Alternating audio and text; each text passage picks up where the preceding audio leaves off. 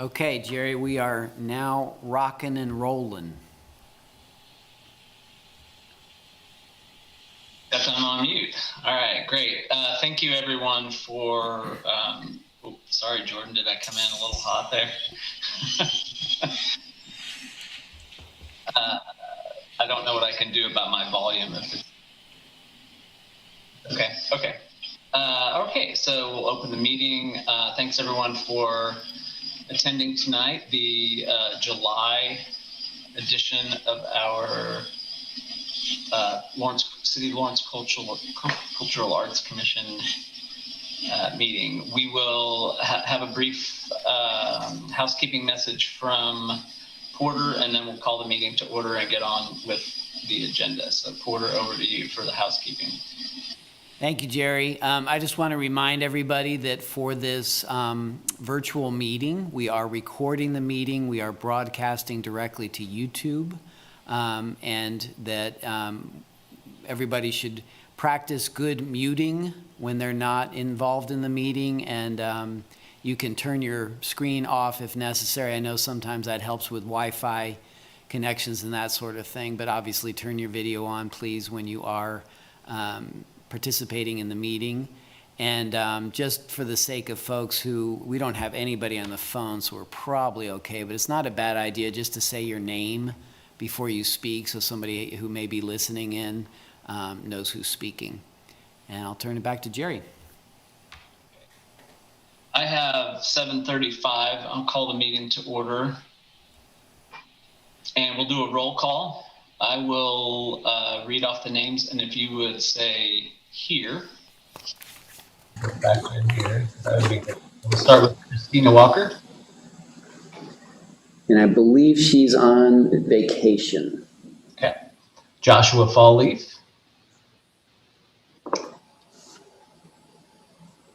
Here.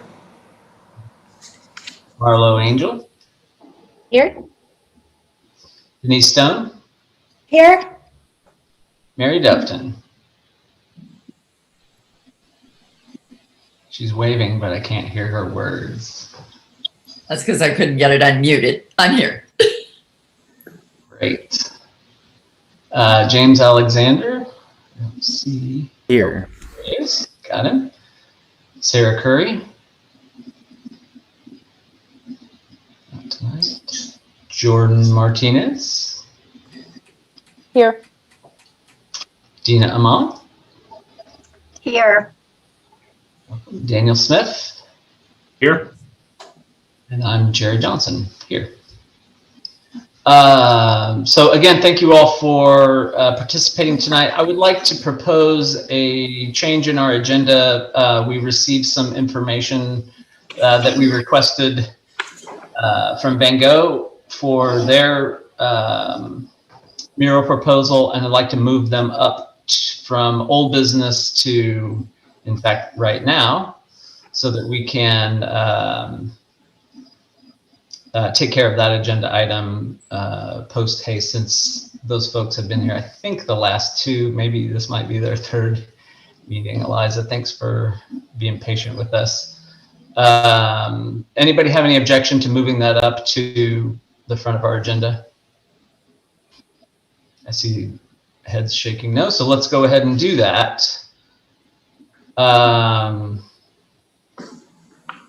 Do we want to put the letters up, or has everyone had a chance to review the letters of support?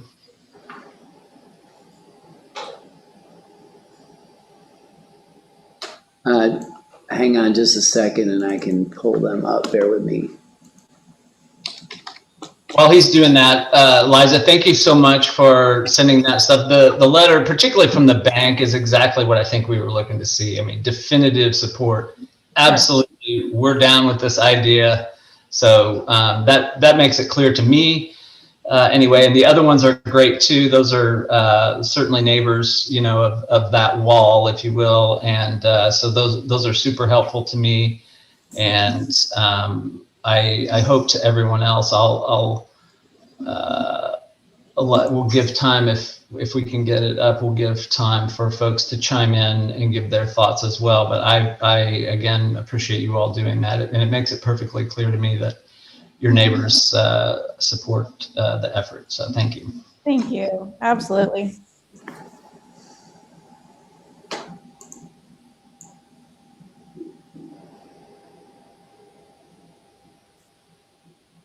So yeah, the letters are included in the agenda packet tonight, and I'm just kind of scrolling through the letter from US Bank.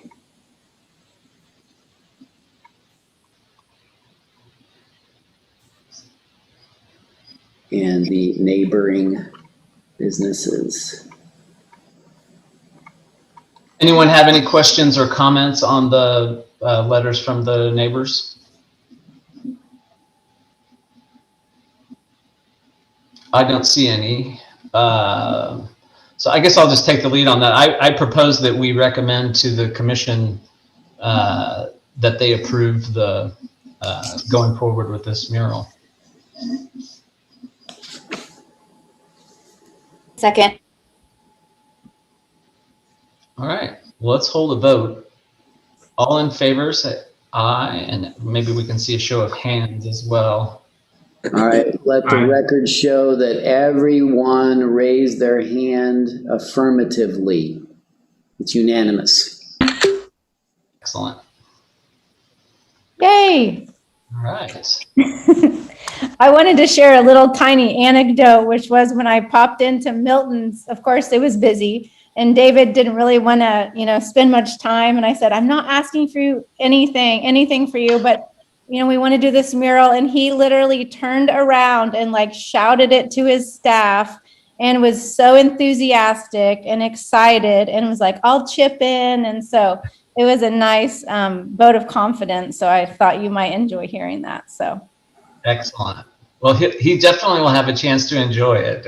Yeah, I know it's right there. So thank you all for your support. We really appreciate it and hope to see you here again in the future with more mural projects. Great. Thanks for sticking with it. And thank you for following our process. We really appreciate it. No problem. We'll know more for next time. Thank you. Okay.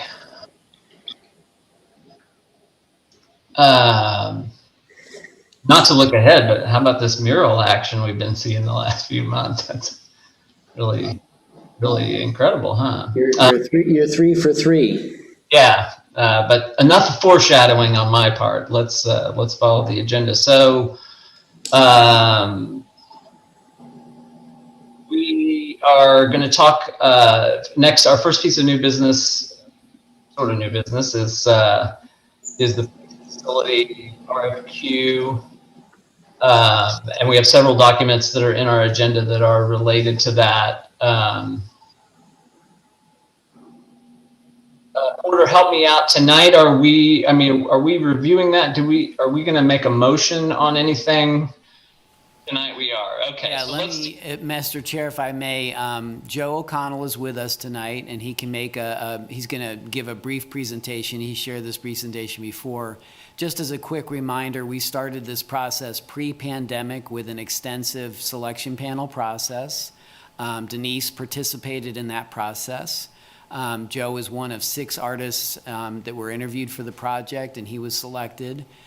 He's done a terrific job working with both the police department and engaging with the community and staff, learning about the site. And of course, then we had the pandemic, which slowed everything down significantly. Joe did come out and visit the site last fall.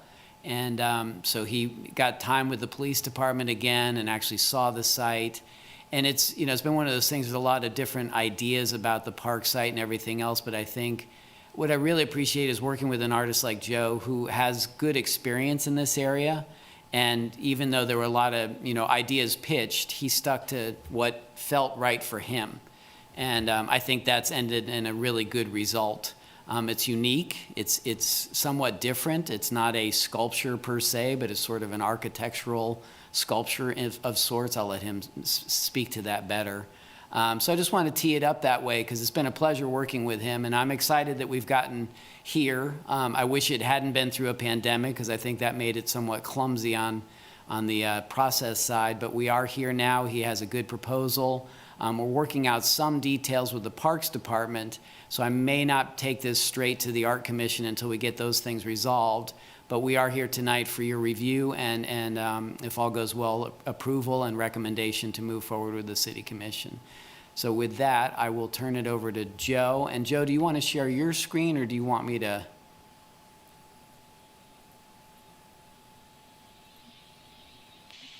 I can share my screen. I have the presentation. Okay. And it was attached to the agenda, so some people may have already seen it. Give me a second and I will share that. Oh, I'm disabled. Oh, sorry, hang on. That's a security measure, but I can fix that. There you go. Great.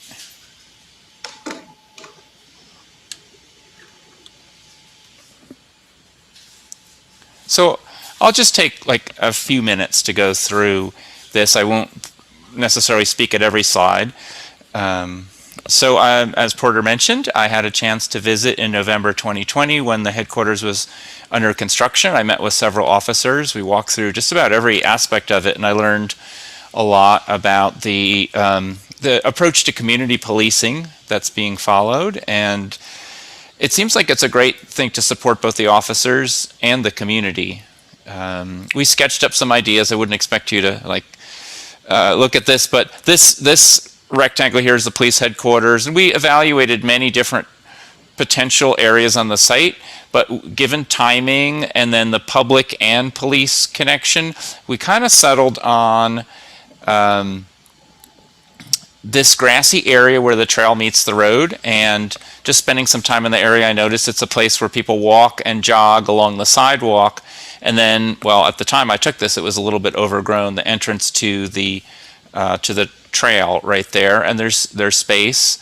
I have one other piece I did years ago has been really successful. It's like a sculptural pavilion that has since had a park built around it. Some people see this as a memorial to fallen cyclists, but people have gotten married in it. It's also frequented by like the really lycra cycling crowd as well. It's sort of an exuberant celebration of cycling culture. And then lately I've been playing with these arrangements of glass. And when I held this up, to me, it reminds me a little bit of an eye. And we've also done pieces outdoors in harsh climates with this glass stainless combination, and it's worked out really well. So I started looking at the idea of looking through other people's eyes as both the central facet of policing and then understanding where they're coming from, and even just a good advice for life is to see the world through other people's eyes from time to time. So I collected 10 sets of eyes to express people at different points in their lives and with different experiences and emotions, because you never know what's going through someone's mind, but by looking at their eyes, we often feel that we can understand what's going through them. And so some of these were collected from Lawrence, Kansas. I've had one contribution of from the Lawrence community, and we have many races represented. I also wanted to get old people with a sense of wisdom, openness, and young people a little bit more ready to engage. I wanted that full range of humanity. And so at the top here, I sketched those eyes, and then I overlaying with the photos. And then in my computer, I aligned that to the different sizes of glass that I've been working with. And then this is kind of hard to understand outside of context. I only did 2 of the faces. I made these different colors based on the clear glass that we have.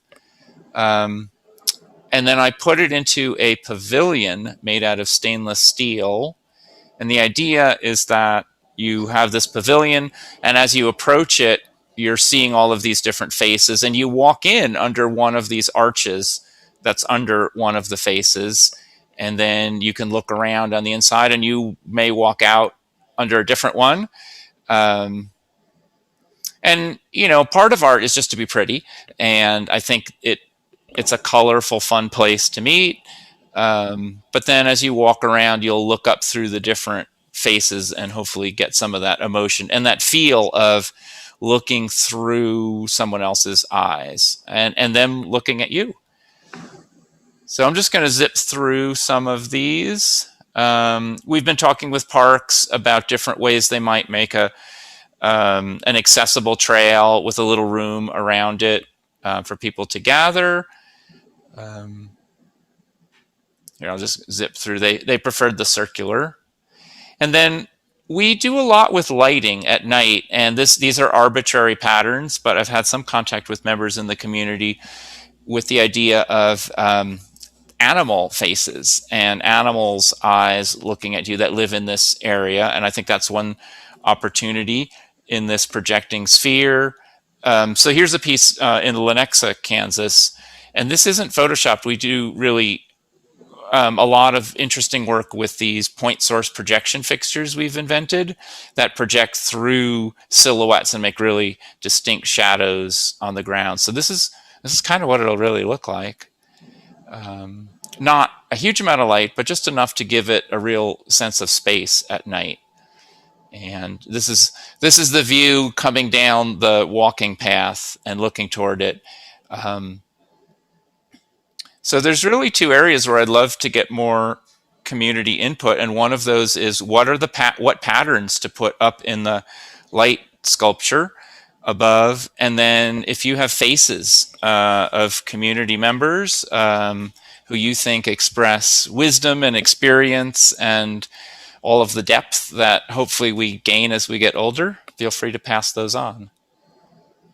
And so, Joe, 2 weeks ago, Joe and I were on 2 virtual community meetings. Unfortunately, we didn't get much participation. It was actually a great chance for Joe and I to catch up and talk art for a while. But as a result of that, there was a Journal World article, and he, shared that he was looking for, feedback and these types of things.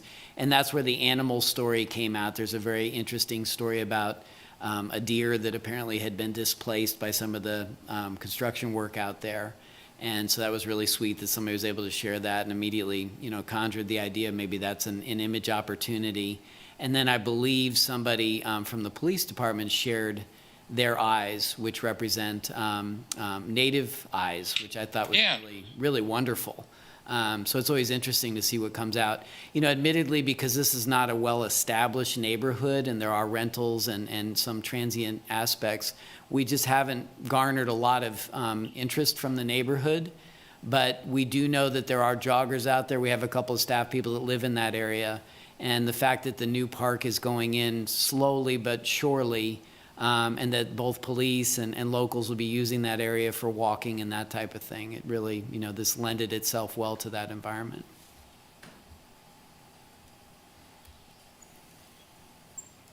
I really like the idea of I went out there today, and I was didn't have the benefit of having had looked at this prior to going out there, but I was trying to figure out where the location was going to be and everything, and I saw this trailhead right there, and so I love that idea of connecting that community aspect, the trail and so forth, with the facility itself. So I appreciate that. I also like the idea of the animals for the light casting, the silhouettes. So.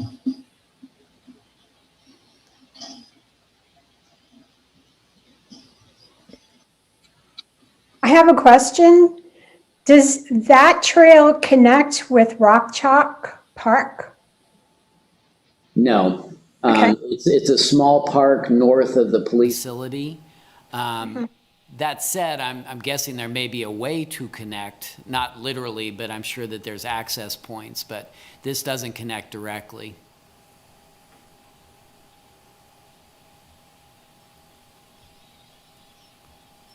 Where does it go then? Joe, if you can go, actually, wait a minute. Let's see, if you stop showing your screen. Mm-hmm. Yeah, and as Porter pulls it up, my understanding is, so I visited, and it's an open field where people sometimes walk their dogs, but that's planned to be a family park. You enter the path, walk through the woods, and that's also a slated area for further development by the police for training and practice and potentially interacting with people. And then you get to what will be a small community park that's currently a field.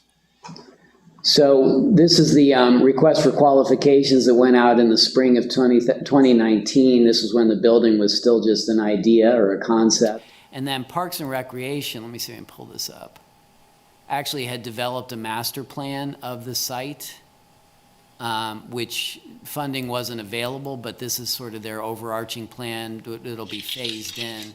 So here you can see the police facility. This is the entry area, which is north of the Walmart up there. And then this is the area that Joe's looking at, and there's where the trail cuts through and then meanders up into the park area up here. So Free State High School's over in this area, general area. Does that help with orientation? I guess, Mary, you're pretty familiar with this neck of the woods. Yeah, I drive past it most every day. Yeah.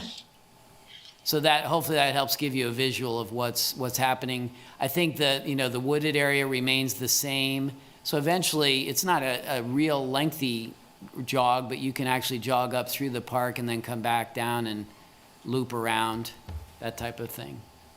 It was interesting because we had discussions, Denise, you may remember, talked about possibly locating it in the park, up in this area. We had a lot of different thoughts of over the time, but when this wasn't funded, then it was sort of like, okay, where do we start this? And how do we make sure, at the beginning, the police were somewhat reluctant to include art because the building had been designed, but as we went through the selection process, they garnered more interest in not having the artwork directly on site per se, but certainly having more of a relationship with the artwork. And so I think that, Joe, correct me if I'm wrong, but I think that helped sort of give you a sense of, this is probably the better location for everything.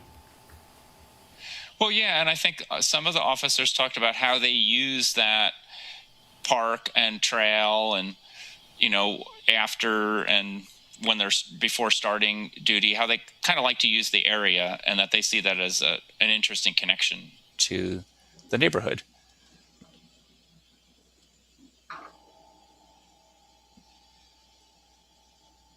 Do we know, Porter, what is there a funding timeline for the plan that I saw there is a pretty elaborate plan it's a small park, but there's a lot of stuff in there. Is that 3 years, 5 years, do we know? I know it's in the CIP, but it's still awaiting funding, and I think it is designed to be a phased project. I don't know the actual details, but I know that it's still, they have the master plan, they still intend to move forward when they can.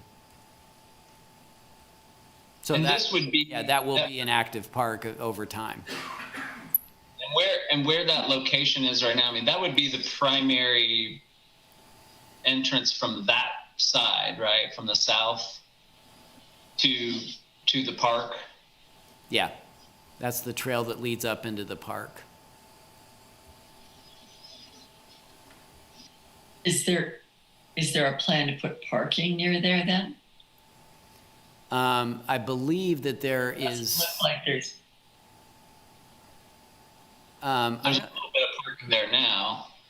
No, I think that I was thinking that there. Yeah, well, hang on. Let me share my screen again. Sorry. Don't quote me on this, but if you look at the master plan, so this area aligns, this is Eisenhower Drive here, and I think that there is some thought of adding some parking area in here, and then there'd be like a bathroom facility in here as well. So I believe that, I don't know if it's specific, well, wait a minute, 20, what does it say? Parking lot, there you go. So that would be at the other end, though, from where the sculpture would be. Right, and I think this is a little deceptive. This is not, Joe, what do you think? Maybe a third of a mile from your piece up to this parking area? I've been out there a couple times, I'm guessing, but it's not like it's super far away. It's not as long as it looks. That's why I think they would make the path wind a little bit. There's a little bit of terrain going up and down there. You're mostly going up, but it doesn't feel as long as it looks. But, you know, if you're walking a dog, if you're visiting the park, you know, with a young child, it's, you know, it all depends. Are you running or are you walking with a child? I'm just trying to, because I think it's important to understand. So here's Walmart. So it's also important. So here's the site that we're looking at. Here's the new police headquarters. This is the site that Joe's identified for that piece coming off the trail. What's important to understand is you can see the residential development all around the park on this side. So these are the users of the park as well as folks over here. So it's good just contextually to understand how much residential there is around the area. I mean, I don't know if it's reserved for the police station specifically, but there's parking right at that trailhead that's out in front of the facility. I do believe they have. You know, excess parking, so people, if they wanted to, could actually park there. And I think there may be street parking too. I'm not positive, but. No. Jerry, I just want to channel Kate Deneen for a minute. This is Joshua Fallleaf. If there is a way to be able to provide some sort of access point or completion of that north side of the Lawrence Loop, I'm not sure where that runs up there on the north side, but I think that Rock Chalk Park area is a place where it kind of ends the safe, wide sidewalk paths for the Lawrence Loop, and not that this has to be kind of on that trail for it, but if there's yet another easy, smooth, safe access point that doesn't include, you know, road traffic, you know, that's something that I think the city ought to take into consideration too. It's just my 2 cents. I think it would create, and Kate's 2 cents too. I'll let her know I threw hers in there as well. She would appreciate the flat nod there, Josh. Yeah. No, but I agree. I mean, it obviously it'd be great if it was connected to that. I'm not sure of the geography and everything, but it would make it more available for sure. Okay, I'm coming at this from my kind of event facility with that hat on. And Joe, you mentioned that some of your pieces had been the site of weddings, and that's kind of why I was asking about parking, because I was trying to envision how close it was to the police department, and if you wanted to have a wedding there, would you have to park at the police station to have your wedding? Safest wedding ever. Well, it could be 2 officers. So yeah, the space around it is kind of similar to the space around Bike Church. It was like a small, you know, that's what they want. You know, people get married on mountaintops.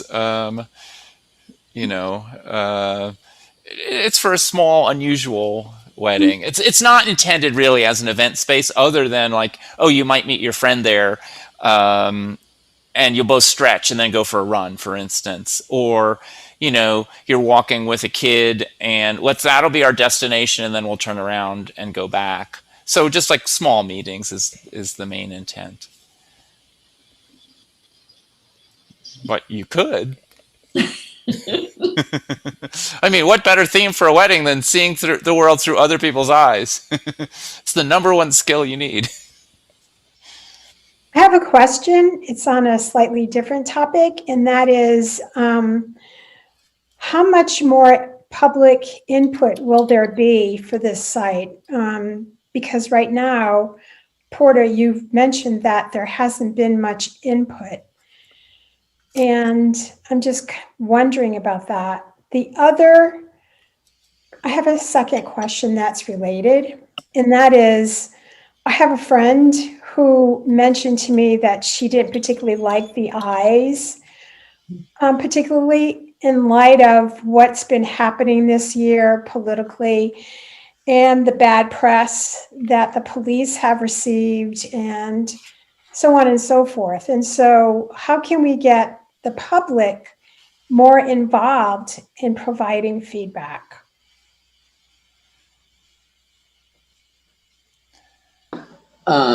So the first response I have is we did have these 2 public meetings. Unfortunately, they weren't well attended. We have reached out to the community there and just haven't gotten response. So I don't know how to garner more, but I also know that Joe is under contract, and so we do have a timeline that we're trying to follow. Right. And be respectful to him.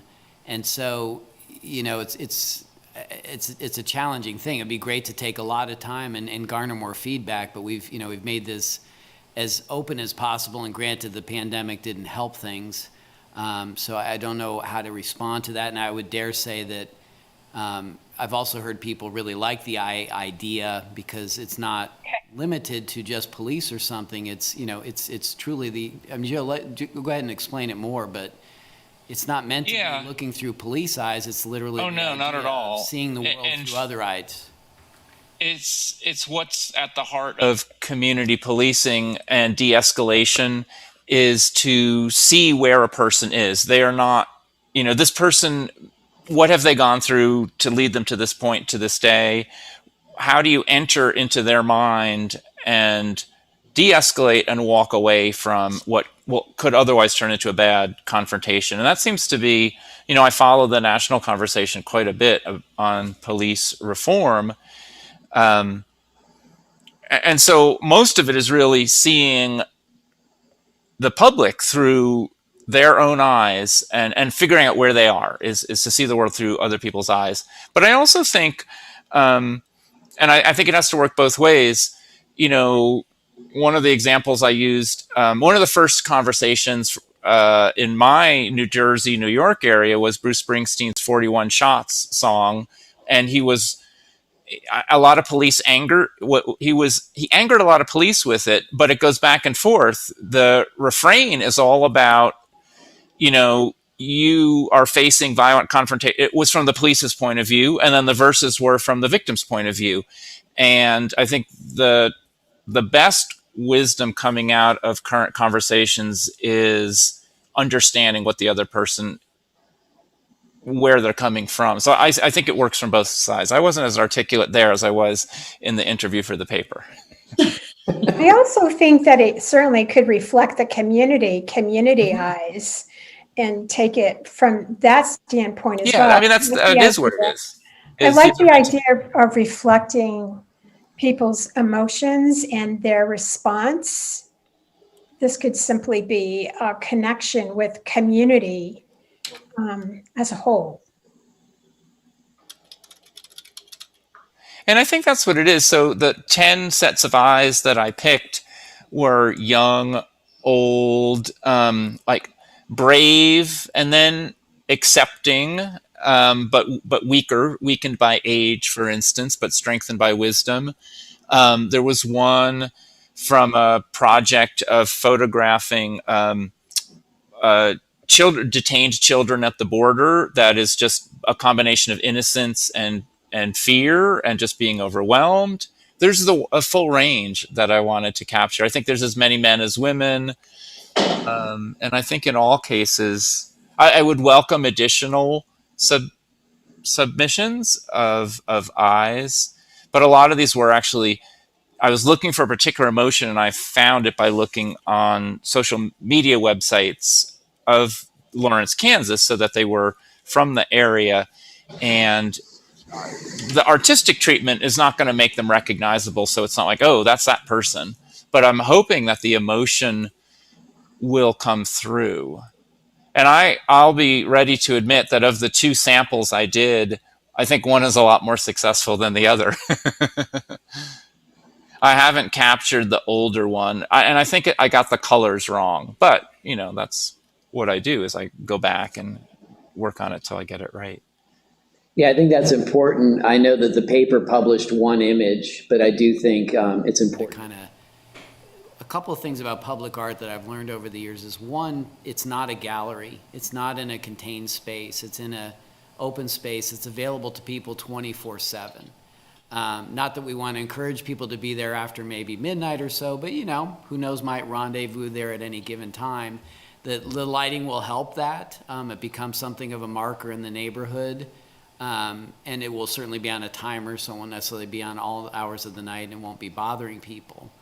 But, and I think what's key too is, as Joe pointed out, I'm going to be careful that people understand, he only has 2 samples of what he's doing to explain what he's doing here. Actually, ultimately, each of these panels would be unique and represent what he's talking about, which is a range of eyes. You can see here it's a range of emotional sort of states, a range of ages, ethnicities, races. So he's really able to incorporate a lot of that information, which I dare say is very representative of where we are today, in large part because of what happened with George Floyd and other things going on currently, but then taken into a very conceptual and what I dare say would be a poetic sort of context. So it's not meant to be a literal interpretation per se, but it's certainly the basis of what Joe is putting together for this artwork. And I really appreciate, that's when I know I'm working with a professional artist, when they're critiquing their own work and saying, one of these is stronger than the other. So I trust that Joe's going to go back and really investigate these, take these eyes that he's getting. And I think that's important. If people think there's somebody in this community whose eyes should be represented, I don't want them to expect it to be recognizable in the artwork per se, but I do think that it, like I said, somebody submitted their eyes, and I've been involved in emails that he's been getting. It's really sweet that somebody offered that. And I'm like, wow, that's really fantastic. This is somebody who works in the police department, has native heritage, and kind of shows that we may not be seeing the same things because we are affected by our culture and our upbringing. But ultimately, we're all humans together too. So I'll get off my soapbox there. But I just want to make sure people really understand that. Obviously, I've been more involved in the process of developing the concept and things, but I think it's important that people look at this and understand that it's not artwork for your living room, it's artwork for a public space. And what I always see with these things is that things grow around them. And as Joe pointed out, is it in this presentation, Joe? Tell this story. I just really appreciate this piece. People might have a very strong sort of initial opinion of something like this. But Joe, tell them a little bit about what's happened here. Yeah, so this went into a neighborhood, a historic neighborhood, and we built this with 8 high school kids who represented the full demographic sweep, poor to Ivy League bound, 4 young men, 4 young women. And so we designed it together and we made it. It's called Bike Church, and it was initially inspired by the Ghost Bike Project, where people put a white bicycle where someone has been killed on a bicycle. And what inspired me about that is you don't need a decoder ring to figure that out. I immediately got it. But I want it to be a little more exuberant. So it has internal lighting that projects out. It has these little stained glass windows, but it also has a star. It has 2 stars of David. It has a Yaqui. So one of our kids was Yaqui, and so he has the deer dancer and a Spaniard soldier looking at each other, the 2 formative elements in his culture. It has the proportions of a mosque, but it has the rose window and the stained glass of a Christian church, and it represented all that the kids were doing.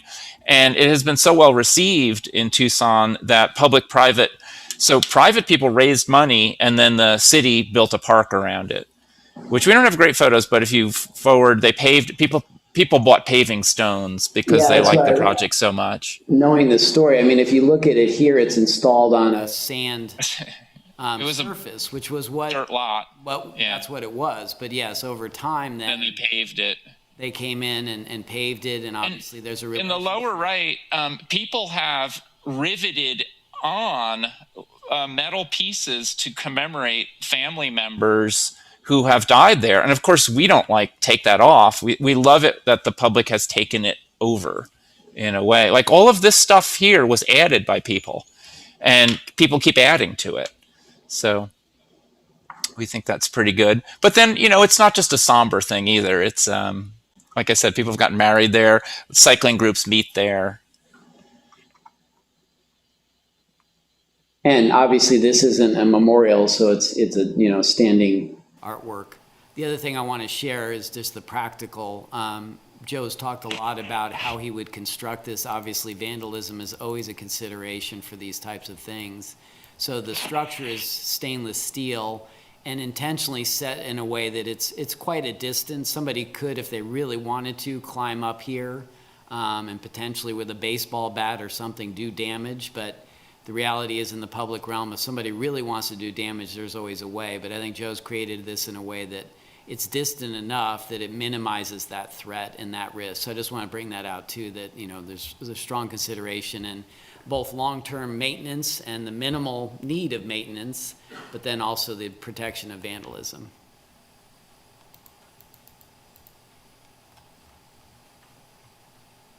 I have a question. How far from the police center is this going to be? Just out of curiosity. Unfortunately, Google hasn't updated their map, but the police facility is here. There's parking here. There's another structure here, and then Joe's piece is here. So it's, Okay. if you walk out of the police facility, it's actually, you can cut over, there's a berm here. You can walk over the grass and you're there in, 30 steps or so. And presumably there would be enough traffic that if there was some sort of vandalism happening, that it would be noticed. I'm just thinking how, would police officers be able to keep an eye on it? I wouldn't want to commit them to watching. No, of course not. But I'm just curious. In my logical brain, the last place I think I'd start thinking about doing any sort of criminal activity is close to a police facility. I would think so. Yeah. But lots of things have happened this past year. No, you're right. And again, in the public realm, anything can happen. I've seen things happen, but I've also seen things not happen. And I think that's really important, is that, you take these things into consideration. You do everything you possibly can, but there is a point where you have to have some faith. And Joe has spoken to the fact that if somebody were to come with a Sharpie and draw on it or paint on it or all those types of sort of graffiti things, that would be fairly easy to remove. Okay, thank you. Mm-hmm. Joe, can you talk about the structure, the dome sort of? Yeah. So partly that's just to give a sense of, I think it's nice to make a space that people can get inside and give you a little bit of enclosure. It's a little hard to see, but when the sun is shining through, there's little glass spheres where these arcs intersect.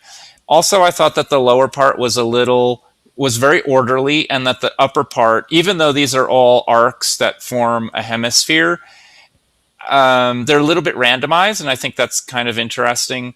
If it's too orderly, it's just architecture. And in a loose way, this is a creature with legs, eyes, a head, and a brain. So the light is like the brain. And that's not intended to be the interpretation, but we do interpret things with vertical sticks and spheres at the top as figurative. And so I think it sort of represents like a brain, a being that can look out through multiple perspectives in a way. And that's like a very subdued level of it. The arcs overhead, arcs imagine encompassing with intersection. They have some sort of loose community meanings. And it's just the right balance, I think, between order and disorder.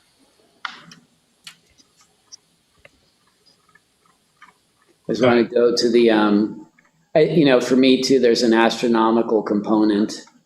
Again, not specific or direct, but so I'm trying to go to the lighting. Sorry, bear with me. There's a lot of. Here. There you go. I have a quick question, Daniel B. Smith. So you had said that some of the eyes were individuals locally. Are all the eyes going to be individuals who are local? Are the eyes in the example sourced from individuals locally? Well, let me work back from the way that they'll appear in the final piece. I don't think you'll be able to recognize a specific individual. I'm looking for a range of emotions. And so I was able to get many of those from City of Lawrence and Lawrence Arts, just things that have been posted publicly, on various social media pages. So I specifically wanted to, and I could actually go through and tell you which ones. A few are actors who are well known for being able to portray a lot of emotion through the eyes and the eyebrows and the tilt, and just there's like a lot of acting that can go through the eyes. There's the child.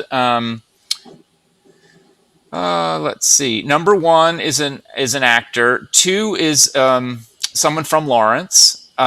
3 is also from Lawrence. 4 is not from Lawrence. Is one of the children in a photo documentary project about immigrants detained at the border, children detained at the border. I forget. I forget number 5. But I was looking for someone who's young, strong, a little bit of wisdom, but you still don't exactly know what they're thinking. 6 is a Lawrence, City of Lawrence resident. And the raised arced eyebrows to me express openness, a tiny bit of wariness in the eyes, but someone a little bit open. This image, this is an actor. These 2 are actors where the cursor are. And then the last 2 are actually the second to last is a stock image, and then the last one is a Native American boy in Lawrence. And I welcome any additional ones. So the native officer who sent his face, I'll probably I want to balance men and women. I think I've got a little bit more women, so I'll probably have to replace a man. Not that you're going to really know when you see the eyes. I kind of think the one below your cursor might be the one to go, because I feel a lot of that is expressed in the one that's 2 to the left of it. Yeah, well, on the other hand, there's a certain fierceness in that one that, is that anger, or has that person just had a really bad day and is dealing with tremendous stress? It's my job to take all of this input and try to be responsive to what people tell me. So any input is appreciated.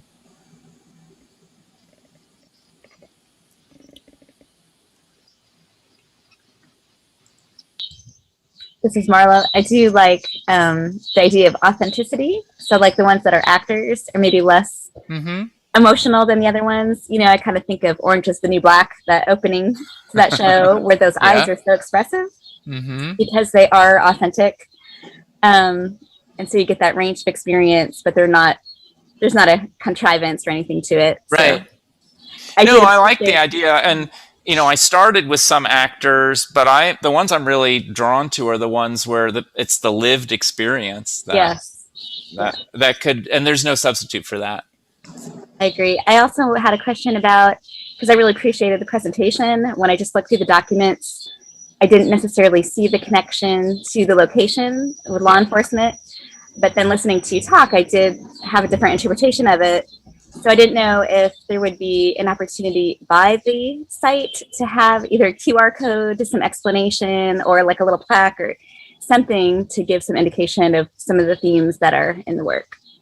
Oh, I think there should. So we typically do a plaque. And then I think that's a question for Porter. We've produced QR codes on plaques from time to time, but I think that's however the city wants to do it. If not, we just made a really extensive plaque for a project we did in West Palm Beach where there's a secret code, And it tells you not what it is, but how to walk among it and count and decode it. And at the end, they come up with an interesting message. And I think people will read that. We did a piece in Tucson with a griffin, and that's related to historic architecture. And there's a whole plaque explaining that. I'm not one of those people who think, oh, it's just whatever interpretation you have of the art. I think it has to work on that level, but it also has to have if you're going to live near it and go by it every time, you need to know the full story, I think. I agree. I'm Denise. I think it's a great idea, Marlo, to have some sort of educational material in whatever way that it's communicated. I think it would be important for the community. This is Dina. And we'll make, absolutely we'll make that happen. QR code would be so easy, and then having something on the website.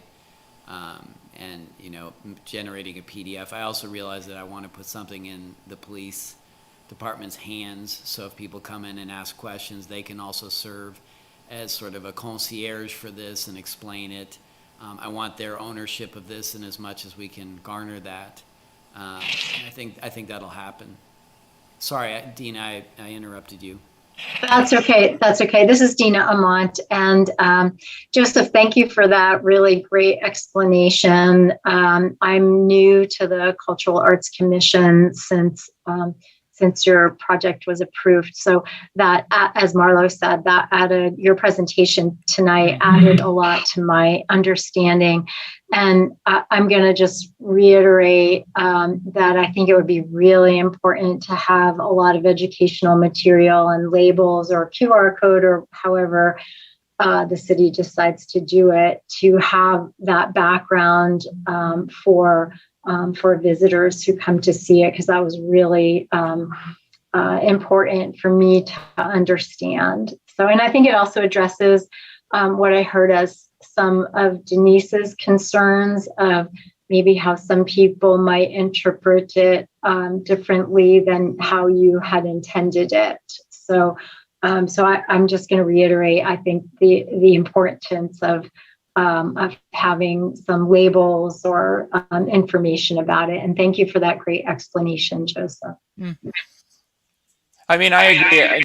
There is sometimes debate over whether art should stand on its own or whether an explanation improves it. And well, I think it doesn't have to be a debate, because it has to be pretty and attractive and interesting and grab your attention without explanation. But then the explanation has to enrich it in the same way that if you take a music appreciation course, that song that you've been tapping your feet to, now you know why it works musically. Or, you go, like 2 summers ago, we went to Florence, and to really understand the stories of the creation of so many of these fantastic works just deepened the appreciation. Not that you're not in awe anyway. I think the label, this is It's Dina an and Amont thing. again. Yeah, this is Dina Amont again. I think the information just adds to the intention. So I think that's really important. Along those lines, agreeing with Dina, just the idea of perhaps that shadow image that would be there, if that could be connected to that intention, because it does feel like it's empathy, it's some healing going on between law enforcement and community.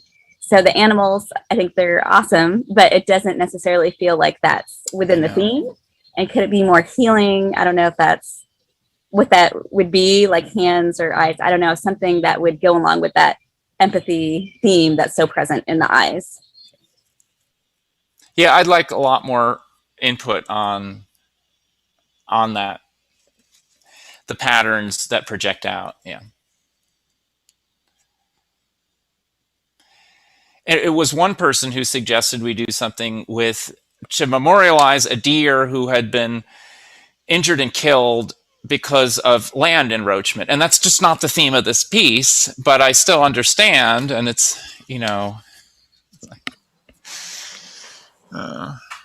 but I am doing another piece for another group where one of the missions of the Zoological Society is to increase empathy for the natural world and for us to understand we are really part of the natural world. And so the faces of animals and putting your face in it and the way you sit, that's a big part of that piece. And I see it really works. it goes back to the 18th century painting series of paintings, The Peaceable Kingdom, where you have these animals posed in unusual, they're all facing out.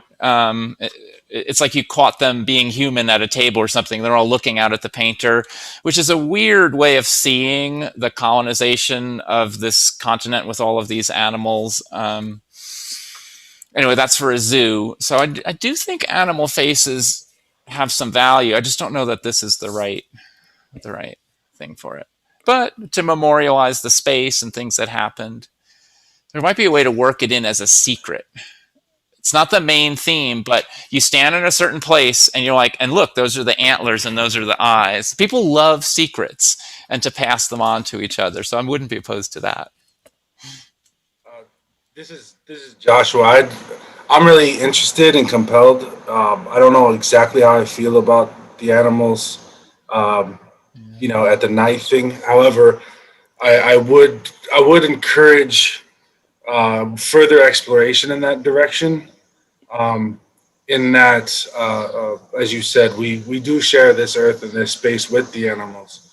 When the city park curfew is enforced, the animals are still going to be there. Yeah. And it also takes us out of this human-centric space where we are what is important. Our emotions are important. Our needs are important. And I'm going to put a police station where all of these other animals who live in that space are going to be displaced. And we're going to build a park there so children can play and animals and their families can go find someplace else.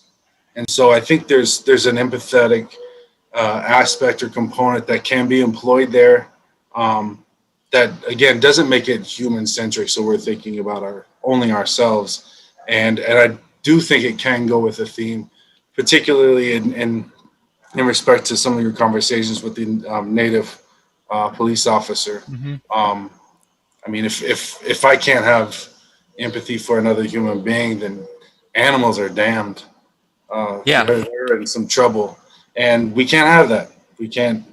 I know that in Lawrence, at least, there is a healthy respect. There are people walking their dogs. There are people with urban farms, urban agriculture, and having. I got chickens that cross the road. I got to slow down, and I'm in the middle of town, and they just. And they're just sometimes I got to stop like it's a cat or something. But no, it's just chickens wandering the neighborhood. This is that space too. And I think I will just, again, at least encourage some thoughtful consideration of some of those details and approaches and what could also be included.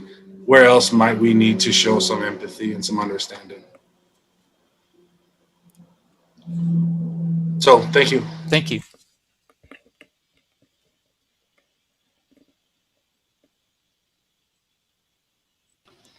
All right. Well, is there any other comments or questions before we do our job here?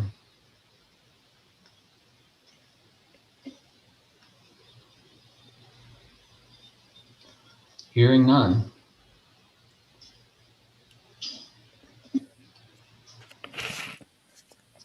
I can't make all the motions tonight, so I would entertain a motion for us to recommend approving this work for the facility. I move. I'm Denise Stone. Get a second? This is Joshua. I'll second. All in favor?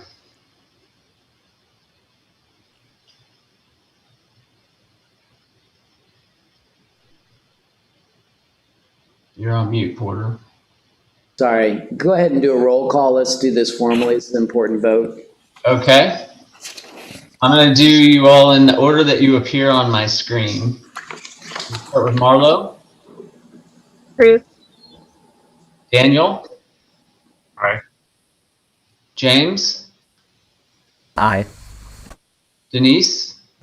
Aye. Mary. Aye. Dina, Aye. Jordan, Aye. and Joshua. Yay. Jerry. Thank you. Also. All right. Okay. I'd like to pause for 1 second to make a sincere apology to Jordan for skipping over approving the minutes of last week's meeting. And I don't just mean minutes. I'm talking about, again, an incredible set of minutes, which, by the way, thanks to Joshua's words and Jordan's excellent note keeping, contains a James Joyce quote, which I don't think I've ever seen in any Cultural Arts Commission meetings minutes before. And I would just like to add to that and say that if Mr. Joyce was correct in saying that writing in English is the most ingenious torture ever devised, I would like to suggest that Jordan has overcome that, as is evidenced by her note-taking. So thank you, Jordan. Does anyone have any changes or additions to the minutes from Jerry, I have a question. I could not find the minutes and I kept clicking on the link that would take me there. I found two separate documents, and one of them did not include Jordan's minutes. So I don't know what happened. I wanted to look through them. Now I really want to look through them after there's, so I can review James Joyce's quote. They are impressive. I was able to, I don't know, I'm not an internet guru or whatever. I was able to just click on them and they came up sort of as like an HTML document for me, so. Mine too, it was in the agenda. So I clicked on that minutes inside the agenda. Yeah, Denise, I'm sorry. I don't know what happened. I'm clicking on them here and I've done it before and they're popping Right up, as Jerry said, in an HTML format. I wonder if maybe your computer is not, are you on a Mac? Yes, I am on a Mac. I wonder if that might, I don't know. I'm like Jerry, I can't say I know, I can't tell you anything factual about this, but Okay. apologies for that. It's not your fault, Porter. I may be lacking some technical skills this evening. For tonight's minutes, can we add that Macs usually screw these things up? That's kind of the nature of the beast. Since this is being broadcast publicly, I had no comment. Yeah, I don't know what to say about that. My Mac is working fine, but. Yeah, I would disagree with that. Anyway. So too with most artists. Yeah. I did have a quick question about the minutes. So essentially when I write the minutes every month, I rewatch the YouTube recording and basically make a transcript. So my question is basically, are the minutes at a good length, or should I shave those down a little bit more? Like, are they too long to be efficient, or are we still at a good page count? Honestly, Jordan, they are the best recap of our meetings in my nearly 9 years on this commission. They are, you can read them and you can really get an idea of what happened in the meeting. I read your minutes and it sends me back to the meeting from last month. I think they're great. I wouldn't change the way you're doing them. Okay. Now, if in fact you are time crunched and so forth and find it too difficult to do that, I think you could get, we have certainly had shorter versions of meeting minutes, but I really appreciate the effort. I can tell you are putting some time into it and they are fabulous. Okay, then I'll shoot for 4 to 5 pages then. Cool, thank you. and I feel bad because tonight is going to be really long, but. Anyway. Oh, I did find them. I just found them. So Oh, good. sorry, I wasted a few minutes' time No, raising that issue. also not your fault. All right, so hearing no changes, I would move we accept the minutes. Can I get a second? I second. All right. Denise, I think, got in there a little bit ahead of Dina, but we have a firm second. And all in favor? Aye. All right, let the record show that everybody was in favor, so unanimous. And Mr. Chair, I know that Joe is working on several other projects. I don't want him to feel like he needs to stay with us. So thank you, Joe. I really appreciate everything that you've done. Appreciate you joining us tonight, and I'm glad we're moving forward, and I'll be in touch. Thank you. Thanks for welcoming me into your meeting and your homes. I feel like I've known you now. Yeah. Nice job, really. Thank you. Thank you. Okay. That's my dog.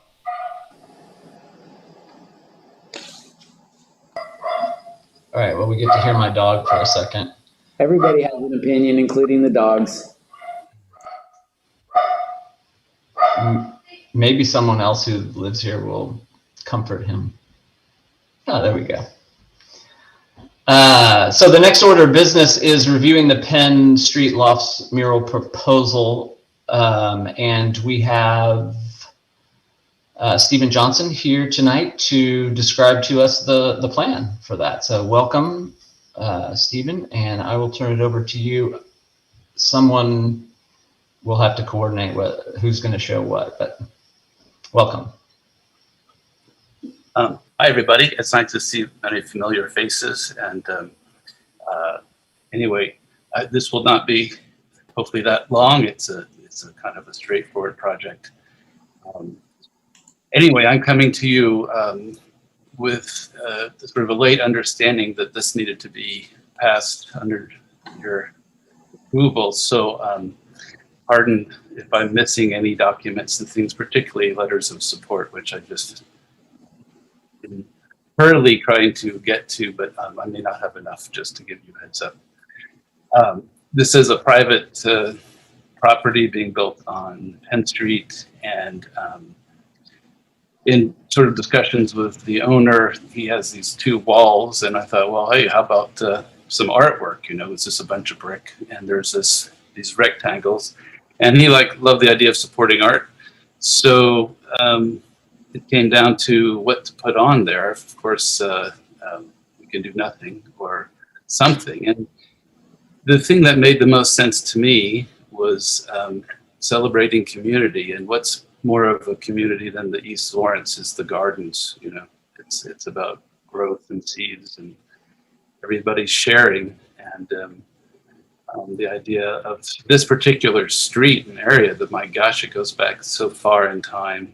And the different seeds of humans that have been planted there and grown and changed, and the way these buildings have transformed over the years. Anyway, so flowers seem to be a really good sort of a design motif that would be appealing aesthetically to everybody.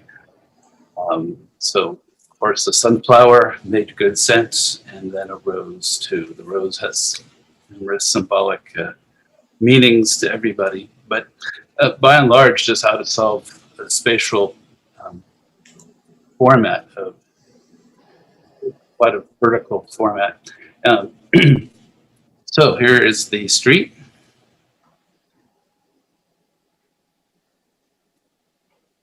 The concept is, there it is. And then moving along, there's the site of the location. So there's the south side and a north side where the yellow rectangles are. So that's how the buildings look right now. This is the elevations. So the north side is the longer, thinner one, and the south side is the shorter one. And so here are my design proposals. And frankly, I finished them up by by Thursday. So there you go. Just a little bit of stuff, but try to how to activate these walls, make something interesting, and same time, I don't want to call too much attention to them. They'll be obviously very visible, but the idea of using paint over the brick and using the brick to shine through, give it a bit of that historic look, like the polar graphics on the polar lofts across the street, and many of the old buildings that you may see probably more in Kansas City than here in Lawrence. But so using the brick and transparency and the paint as part of the process. And I'll be working with two young talented artists that are in the neighborhood as well, and they'll be doing the actual work of painting these. And as you can see, there is still active construction zone, so the timing is important to be able to get the lifts in there and have it done before, you know, plantings and all that kind of business. So that's why we kind of rushed to get this to your meeting today. And there's the two sites. You can see how it would look. And then the rest of it is showing my previous work and their work, so you can get an idea of our qualifications. The Lenexa Library murals and Clinton Lake there, Brooklyn Subway murals in New York City. Airport panels, the Lead Center here in Lawrence, mural in Los Angeles and their metro station.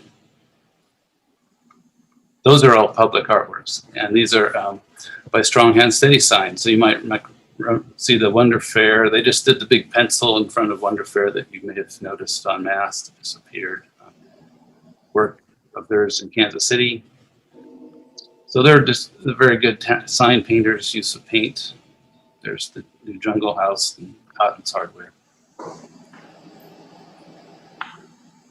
And then just there's me and there, and the next one would be Austin and Travis. So there they are.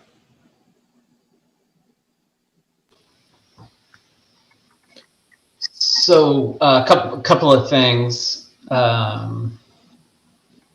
Even I had a couple of questions. The first is the budget for this, is that being covered by the owner of the building? Yes, this is, so just to be clear, this is in no way, shape, or form a public art commission. This is a private commission, and it is completely funded by the owner, who, by the way, doesn't have to do any art. He could choose to not do anything. So it's a nice opportunity, of course, to have a job, a freelance job. Yeah, so 100% his fee. But I think it's important for you to see the numbers and how that breaks down.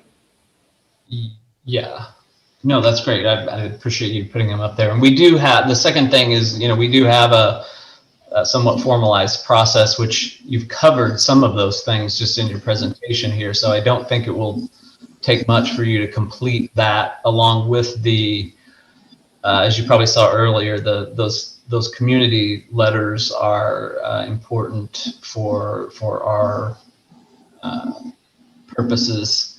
I have one more question, and then I'll let folks chime in and everything. And the other question is, will there be color on these, or will they be? No, I really want to keep it just very neutral, almost as white as we can. And in point of fact, I'm glad you brought that up.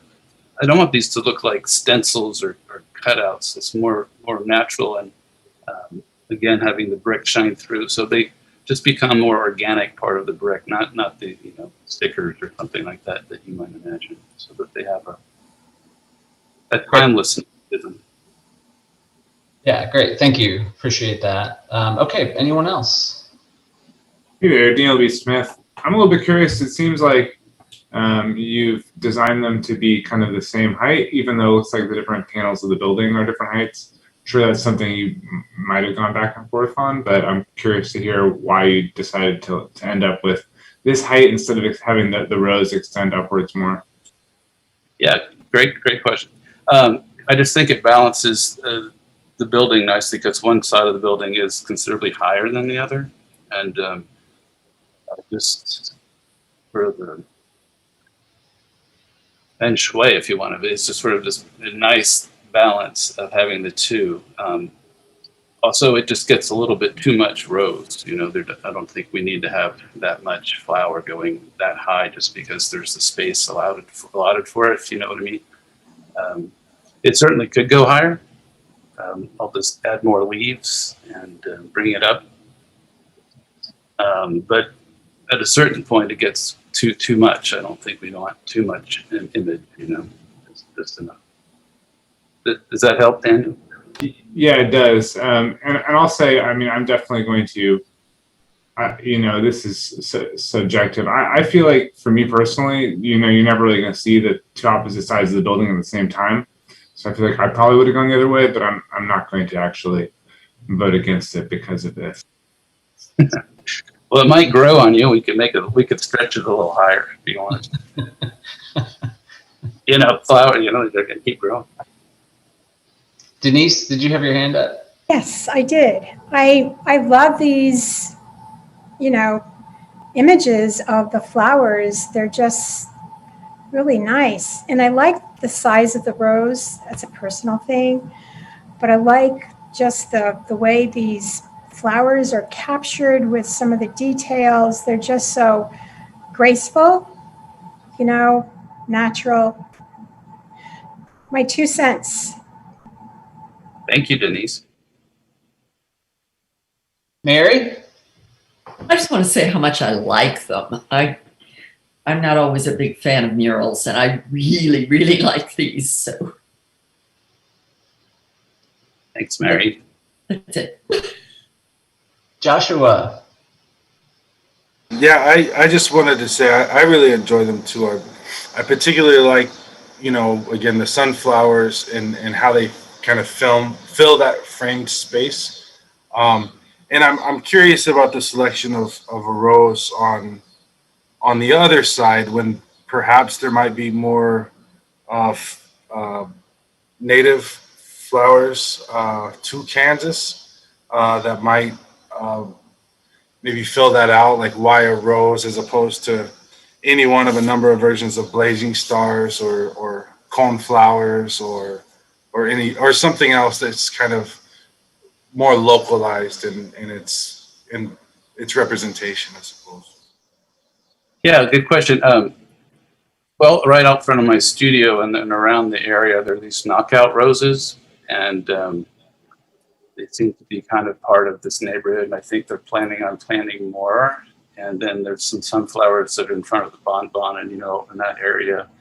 And it just seemed to be, you know, we have the sunflower and then something a little bit different. There, you know, one could make all kinds of interesting arguments about the history of the area and the rose and the, you know, sort of the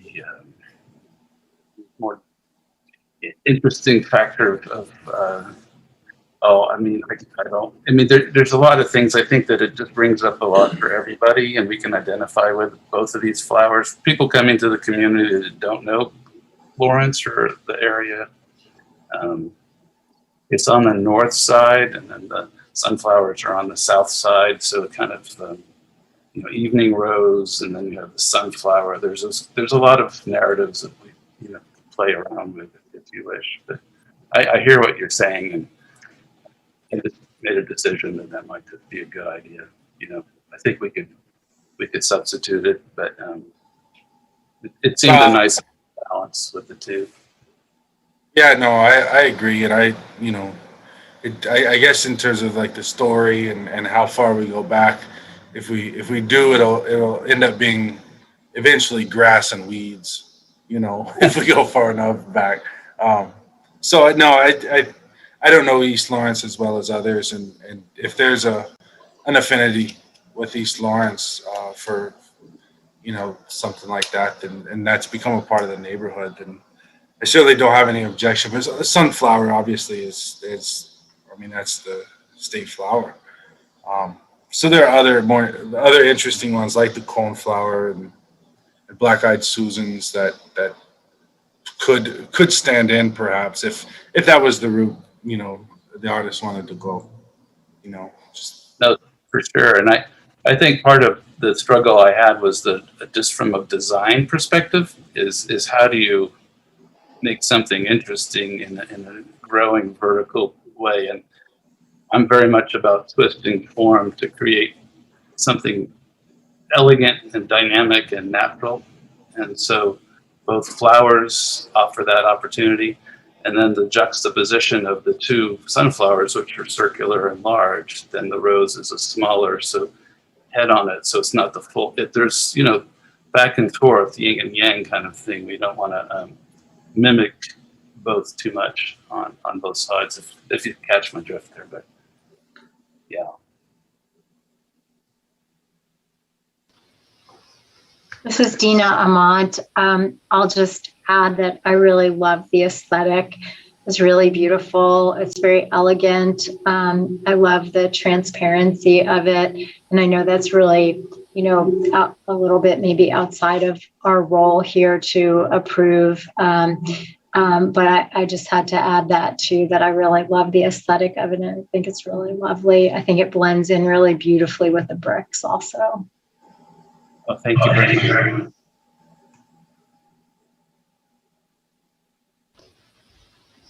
So Stephen, I appreciate that you all have a tight schedule and you're trying to get in there while before landscaping and so on and so forth goes in there. We did mention earlier that we do have a process, and I think that I would recommend to the group, and I of course be willing to listen to any points to the contrary, but that we hold off actually proving it until we get some of that documentation back. Specifically, that one of the things that we really like are, which I don't think there's going to be any issue or whatever, but we really like to see those neighborhood endorsements. And that street right there, there's obviously, just even from the pictures, we can see there's a lot going on there. So I expect some of your neighbors would be happy to help you out with that type of thing. And then, if you read through the process, there is a contract thing. I don't know if that applies, Porter, so much. Be interested in your opinion, because it is in fact the building owner who's funding the work. Although we have had cases in the past where buildings change ownership, and then the community has embraced the artwork as theirs, as often happens with public art and so forth. And then anyway, part of the purpose of those contracts and our process is to sort of ahead of time decide those sorts of things. And there's copyright issues between the artist and the owner and so forth. So I would at least recommend even that you look through that, if not do execute that with the building owner, and that would certainly help us at all. Also, it's not to say that we haven't approved those without that contract. It's a template and a model that can be helpful, but at least I would recommend, if you haven't looked at it, that you would. Jerry, actually, I did. I got it notarized and sent it to Porter last week. Okay, great. Because it's a contract, I didn't feel like I share it publicly. But I can also speak to Stephen's professionalism. He's been doing this a long time, and I trust that he's knowledgeable about his rights as an artist and those types of things. And Jerry, I think it's a really important point. And I know our artist for Owen's Flower Shop really appreciate it, and I think it ended up teaching her something about contract. But yes, I will vouch for Stephen and tell you that he's got a contract that protects him and the property owner. Perfect. I also there are verbal approvals from the businesses on that street in the vicinities. You can see there in the proposal, and then I just sent hastily to Porter an email with some local residents, and I also Barry at Elna has the proposal, and he's been sending it out. Unfortunately, they had a meeting on Monday, which I was not aware of. It would have been perfect timing to show up on, and so I'm just kicking myself about that. the gist of it. People are interested in it, but the timing, is just a little too tight in order for them to get back and, make a group decision. I'm curious though, how many residents does one get approval from? Is there a number? Is there one on every street? Where do you start and stop with this? Yeah, so for example, the neighborhood association, if you had a letter from them and a business or two, I think we would be happy with that. Yeah, and I'll back that up, Jerry. I think Elna and the East Lawrence neighborhood is a unique space with a really organized neighborhood association with a lot of input, a lot of engagement. And I think, honestly, I think we might have our hands full trying to make particular a certain number of residents' feedback based on the neighborhood and their activity with their neighborhood association. Elna, I have no questions about. If they give a thumbs up, we're good, really. And like you said, maybe a business or two that is right there, like looking at the pieces every day, parking next to them, just a quick letter from those. I don't think it's too much, but Elna's, we're going to hear about it if they don't have their input. If they don't get to voice their opinion now, they certainly will later, even if they love the piece. Yeah, and we have examples where folks have reached out to the neighborhood association and they haven't given their blessing, nor have they complained about it either. And so we're not going to hold something up if there's no action on the part of the neighborhood association. I suspect with Elna that won't be true. I bet you they're active and really, really dynamic and passionate about that type of stuff. So I think that won't be an issue. They're great folks, and I just can't believe that I missed it by a day in order to meet them in person. But they do have it, and Barry sent it out to all their board members. So conceivably, they could make a decision in the next however many time before your next meeting. Would you be open to, if they had a letter of support that you could share with your membership here? And I got a couple more written documents from businesses to, or do you need to approve it on a month from now in your meeting? How does that work with your agenda?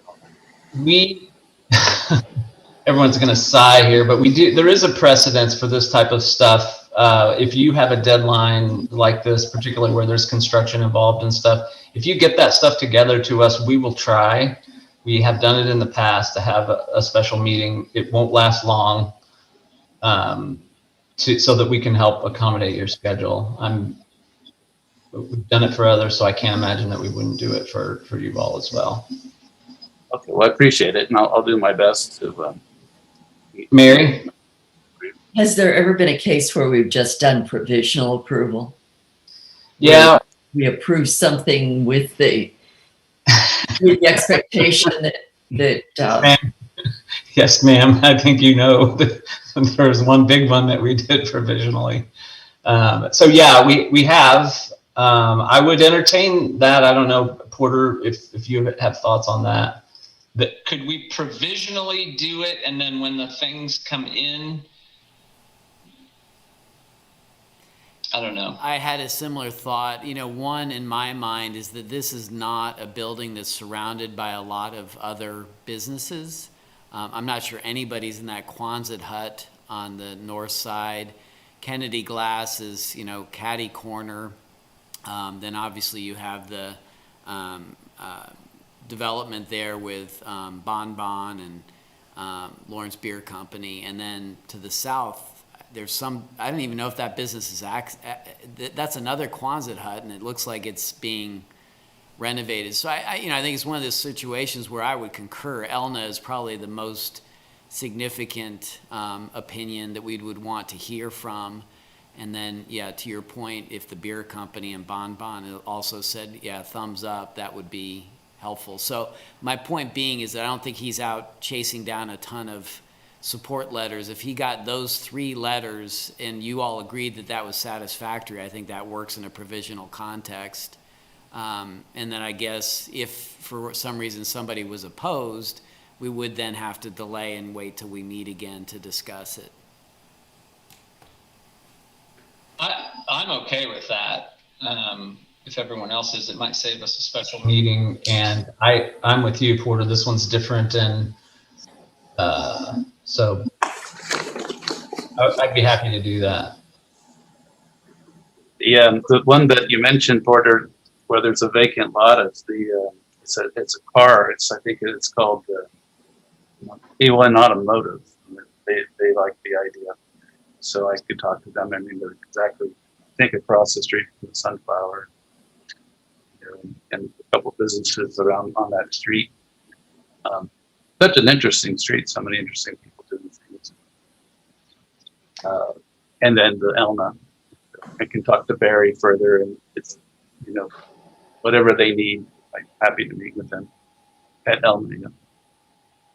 All right, so I'll verbalize the motion if somebody wants to write it down. So the motion would be to recommend approving the murals for the north and the south side, pending letters of what do you call it? Yeah. Support. Letters of support from Elna and private businesses on Penn Street. Yeah. What's it? Sorry, Stephen, I'm having trouble understanding you. What is it called? I just thought if I can get a couple of the businesses on Pennsylvania Street. On Penn. Gotcha. So that would be a nice, clear package for you. This is Daniel B. Smith. I would say specifically the beer company and the cider gallery are the relevant ones. Yeah, I would agree with that. And then also in the motion, sorry, it's getting a long motion here, but we should also say that if there's any letters or emails of, that are not in support of it, that we would hold up until the next meeting to discuss further on the next meeting, regularly scheduled meeting.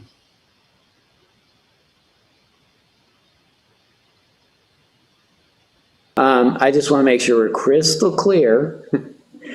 So what I'm pending letters of support from Elna, and then the beer company, cider gallery, and Stephen, you mentioned the automotive group.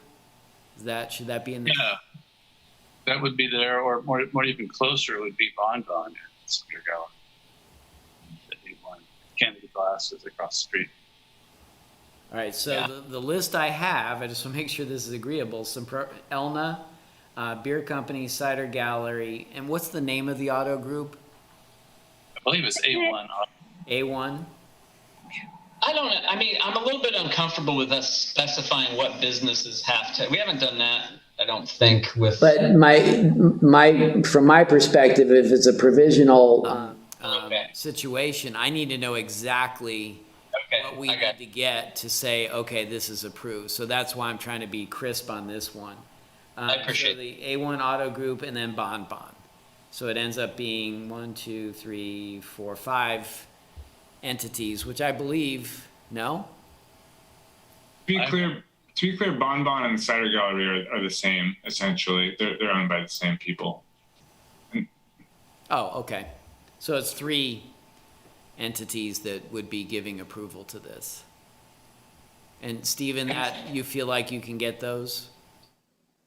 I'm not quite sure about the beer company. The two owners of both of these establishments are not in a good situation right now, so I don't think we're going to get movement on that. But that's beyond my knowledge base of that's not my cup of tea. But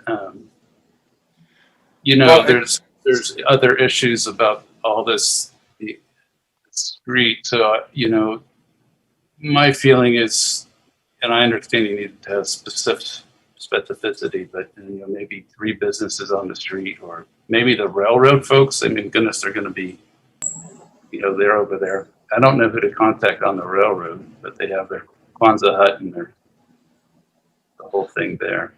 This is Dina Amont. Would it be more fair to say a certain number of letters of support given a certain parameter, like a certain number from Pennsylvania Street and whatever the other street is, 7th or 8th, or, rather than specifying exact businesses? Would that be more fair? I think it would be. But Porter's point was that since we're doing this provisionally, we should be more specific. So I'm a little, I do understand that point, Porter. I'd like to pull the thread a little bit more on the Lawrence Beer Company thing. Do you think they would, are you saying that you think they might be against it? Or that you just couldn't it would be difficult to get a letter from them? Just, I think, recent developments of what and Daniel, it sounds like you might know something too. Again, I'm just the artist designing a mural. This is other people's stuff, but there's issues with parking and you people are having difficulties, I think, negotiating that. So this project could end up being handicapped by other factors that are completely unrelated. If that makes sense. Yeah, I wouldn't hold this up a mural issue over parking for sure, but I understand your point. So it's it's not my thing, but yeah. So, but I totally understand. I don't see any reason why we can't just name a number in that neighborhood and say that that Stephen should find X number of businesses in the Pennsylvania Street neighborhood plus the East Lawrence Association. And I think that ought to be able to cover it. Honestly, this is Joshua. Honestly, if I saw a letter from Elna that didn't scream in objection, that's enough for me. That doesn't, like the other businesses, they're privately owned businesses and it's nice to have their input. But if they can't, they have other issues, they're dealing with whatever. Nobody asked us about their signage. Okay. And so that's fine. But Elna is a critical thing, particularly for art. And even if they can't fully support it, then I think that's fine. As long as they don't have any vehement objection to it, that's sufficient for me. That's the neighborhood. That's not a business that can come and go. These are people who live their lives in that neighborhood and will walk by that place every single day. So let's say this. Let's say Elna plus 2 businesses, and then to protect the other thing, we'll say it's provisionally approved with Elna and 2 businesses, unless we get communications objecting to it from somewhere else, and then we will revisit this in our next scheduled meeting. Is that specific enough, Porter? I think that work. Yeah, you made a good point about the Burco signage, that you guys have to go through that with the dog or the bonbon signage, all that have to be approved by your committee. Signage is not considered art, and therefore, no, it wasn't reviewed by the Art Commission. That's through the sign code. Is there a commission for signage or not? Yes. Okay. And sometimes those 2 things mix. Yeah. So somebody approved bonbons. Yeah. That right? Okay. So we have a motion before us to provisionally approve it with the conditions previously stated. So I don't have to say them again. Anyone second that? I will second. Daniel B. Smith. Daniel B. Smith seconded that motion. All in favor? We should do a call, right, on this one? Yeah. All right. Marlo. I agree. Denise. I agree. James. Aye. Daniel. Aye. Mary. Yes. Jordan. Aye. Dina. Aye.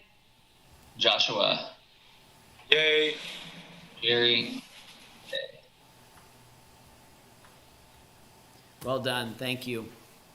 Thank you all very much. I really appreciate your time and consideration of this project.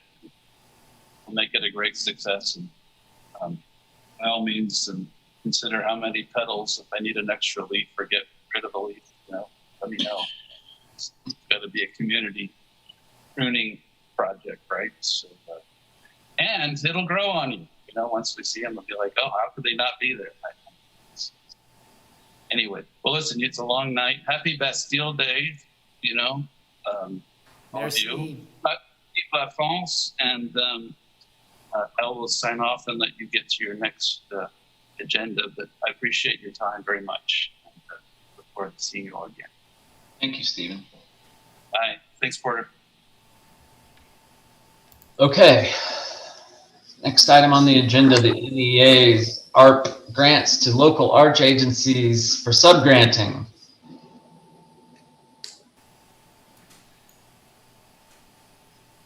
I read this today and I thought, well, I think we qualify under the terms that I read.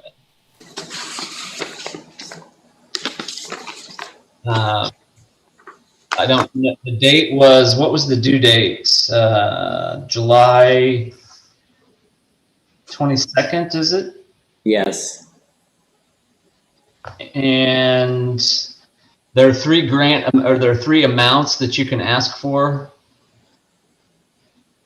Let me, so I did some research and just to make sure everybody's up to speed. So the NEA announced this grant opportunity. There's two components to it, and one includes a re-granting opportunity through local arts, what do they say? Local arts agencies.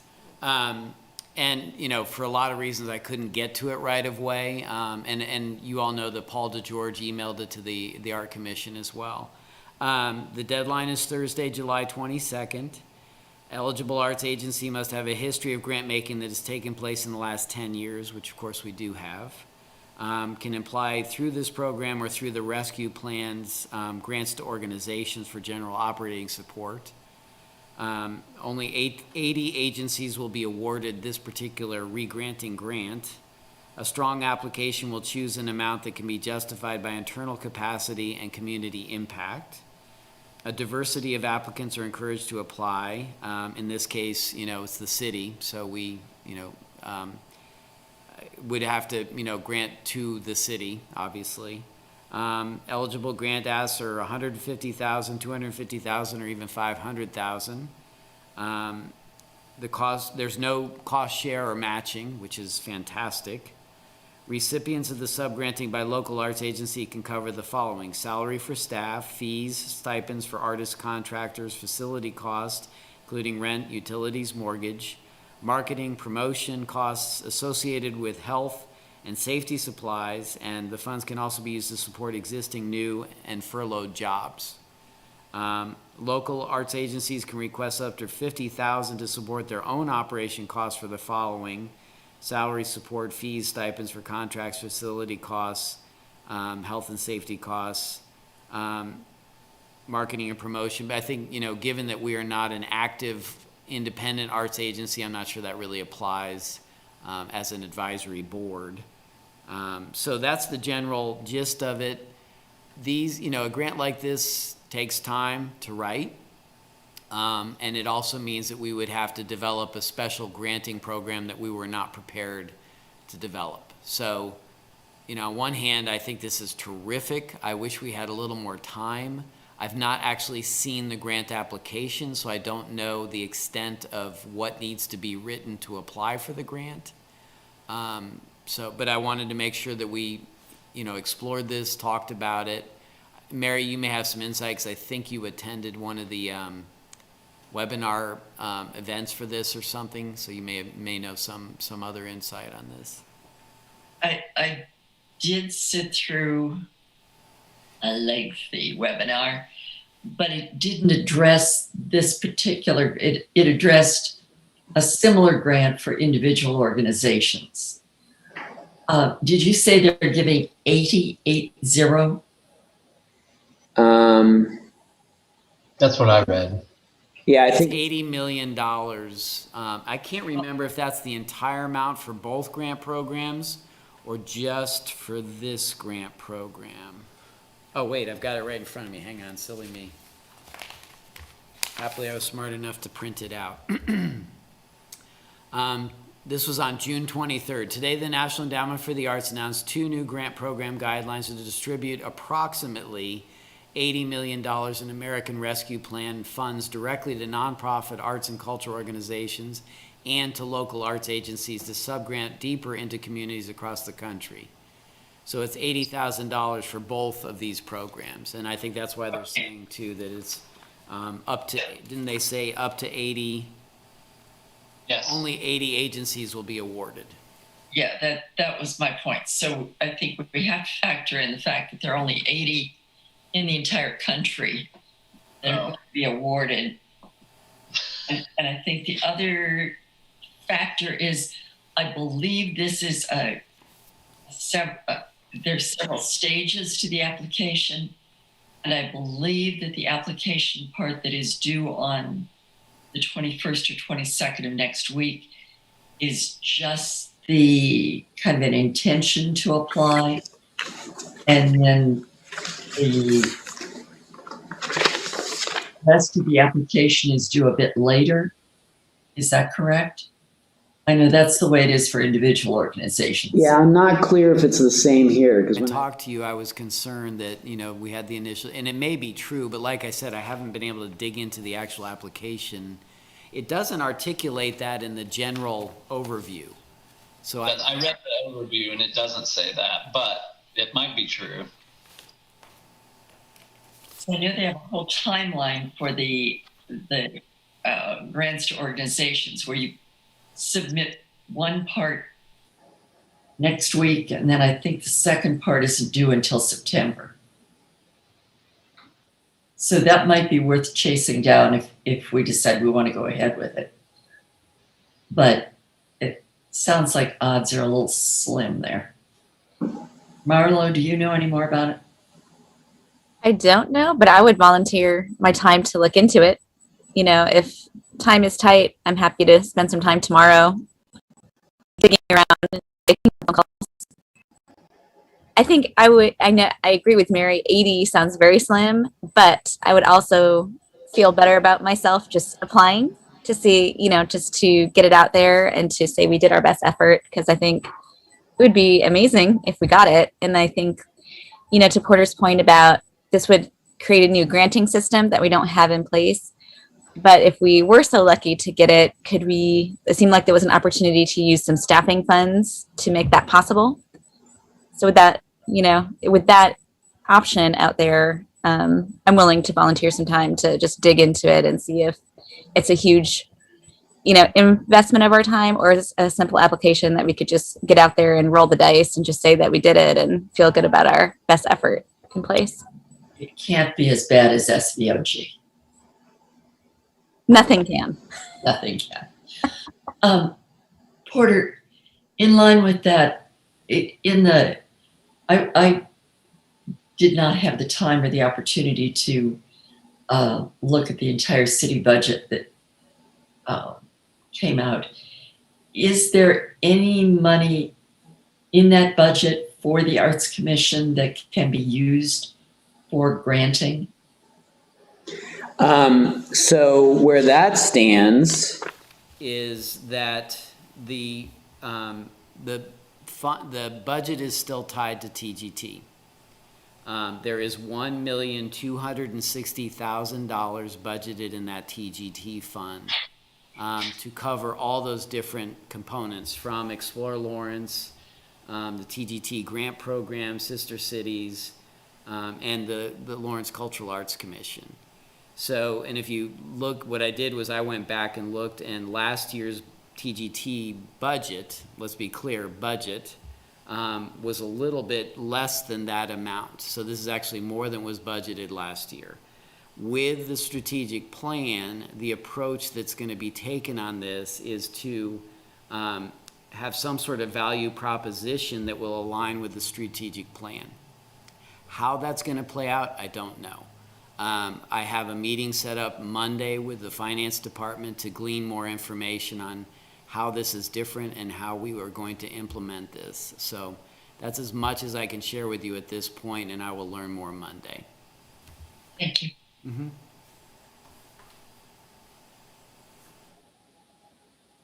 Okay, so as far as Jerry, sorry to interrupt, but the other thing, Mary and Marlon. Unfortunately, Steve isn't here, but if we were to get 150, 250, or $500,000 from this, and we have to certainly look at what's the proper amount to ask for.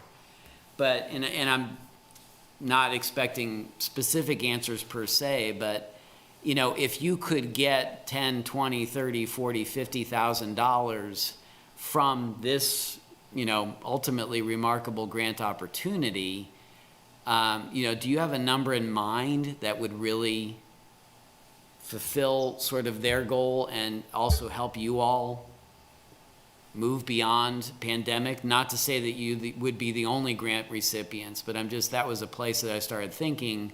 Obviously, you all were impacted significantly. You were very articulate in reminding people the importance of arts and culture. So I thought at least getting a sense from each of you, what is a sort of ballpark number that would, make this worth your while? And maybe you don't know that off the cuff.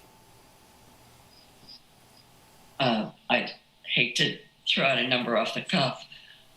I know that on the other side, on the organizational side, they're offering grants of 50, 100, and 150,000. Those grant numbers are specific numbers. It's not like you apply for 100,000 and they might give you 77,000. It doesn't work that way. And I'm assuming that would be the same way with this grant. So it would be that definitive, one of those three definitive numbers that you stated. The other thing is that these grants are specified to start January 1st. So they don't overlap with any of the SVOG grants or the PPP or anything that is currently floating around out there. This is brand new money, and it will be available. I think that whatever you do, it has to start after January 1st, and I believe you have two years to spend that money.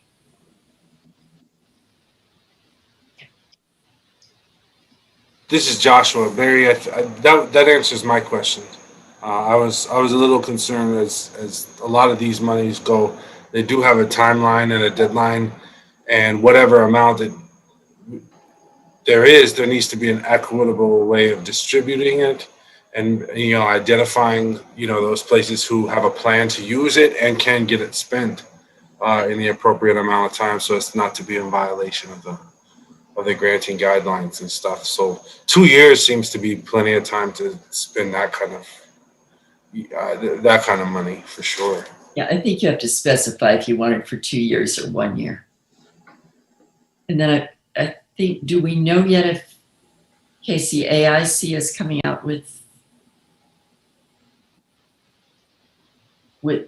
grants as well? Because some of that money also went to the states.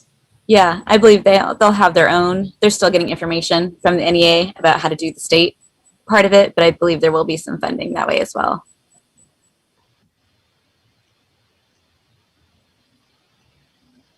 So if I understand correctly, if we were to be awarded a grant through this program, we don't have to administer a re-granting program immediately. It's not like we have to do it before the end of the year? Or do we know that? Okay, that would take significant pressure off if this is a quick turnaround, which a lot of the PPE loans were. I know DLI frantically had to get those funds, from the state granted out, and that's, granting is not an easy endeavor. especially when you're trying to be equitable. So my concern is, I don't want to jump too far ahead, but if we did get the funding, are we capable of re-granting in an effective way? Yeah. Marlo, if you have the time, I do not. I'm sorry, I just do not right now. There is a recorded webinar. I believe. I think it's in that email, or if you get to the website, I think they have those there. They also have a phone number. I mean, you might be able to call and. Yeah, I'd be happy to just do that and to see if I can get a quick answer to see if, this is something that is worth our time and doable in this short turnaround. Yeah, I would be interested to know, as I read through the stuff today, I was thinking, the smallest number, tranche, if you will, that they give out is bigger than this group's annual budget. And so I don't know how we justify things unless we can bring in the new position, part of Porter's salary or something in consideration for that. I thought we might have trouble even justifying the smallest number. It was just one of the things that I thought of as I was reading through the stuff. So, well, I would think of it like emergency grants, so different than our cultural arts grants, which are just programmatic. So those are going to a specific program at small amounts.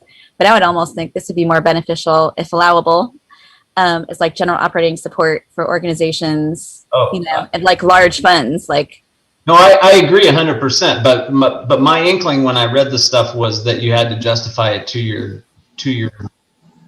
what you spend now, what you do now, what you grant now, and so forth. I could be wrong though. Like I said, I just read it, sort of one time through or whatever.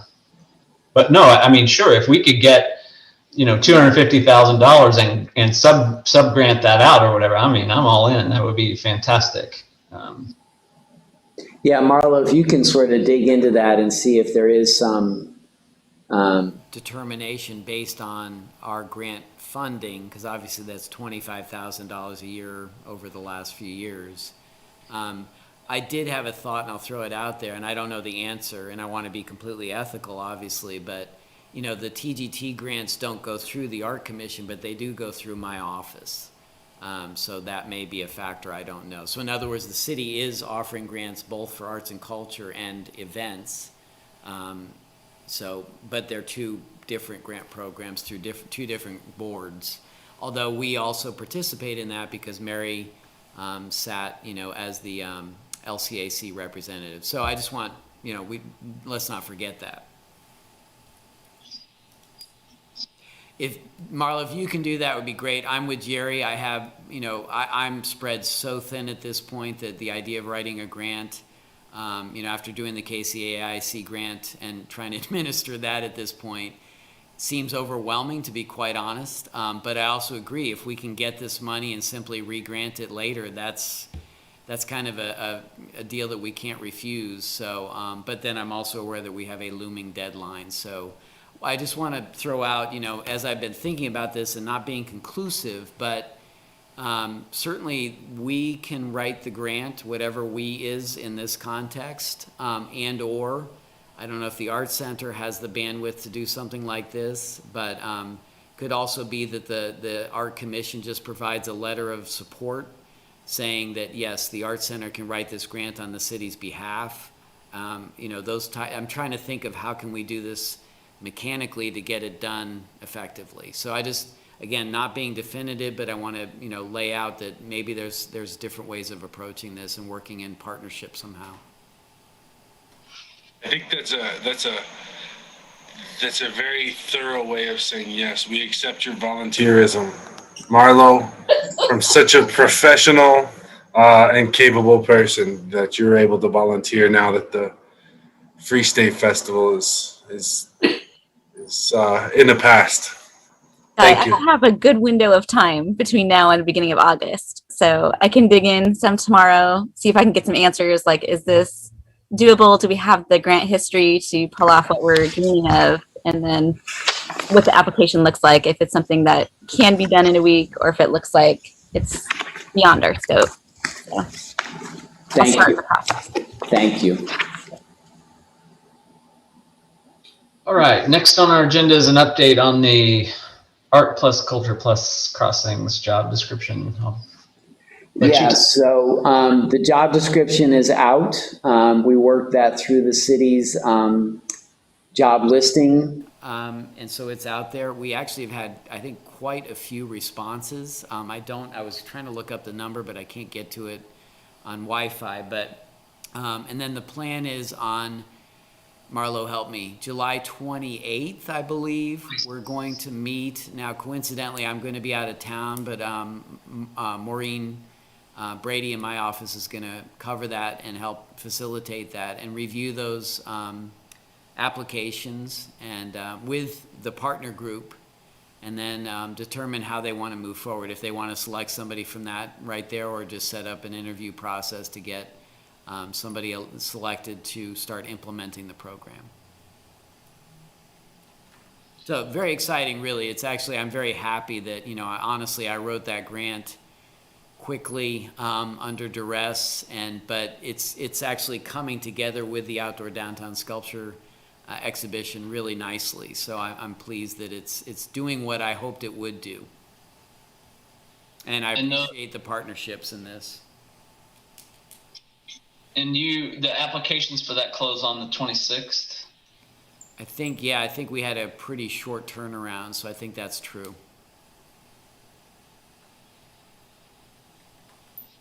And thank you all, because I know that you and our other partners have done a great job of pushing this out.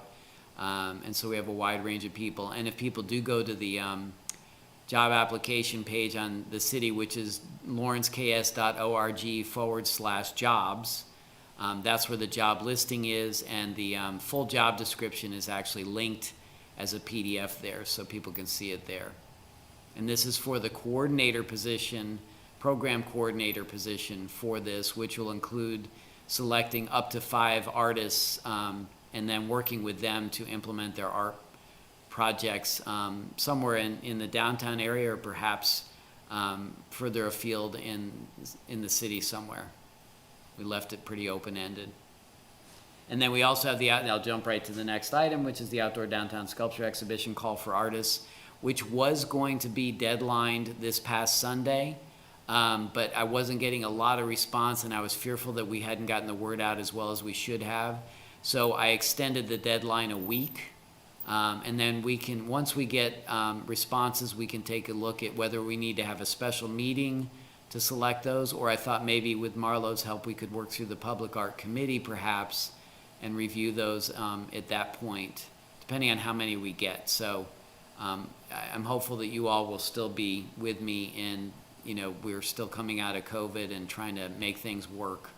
But that's where that stands now. And please, remind people as you think of them who might be interested in responding to that. But that application now is open through through Sunday night at 11:59 p.m.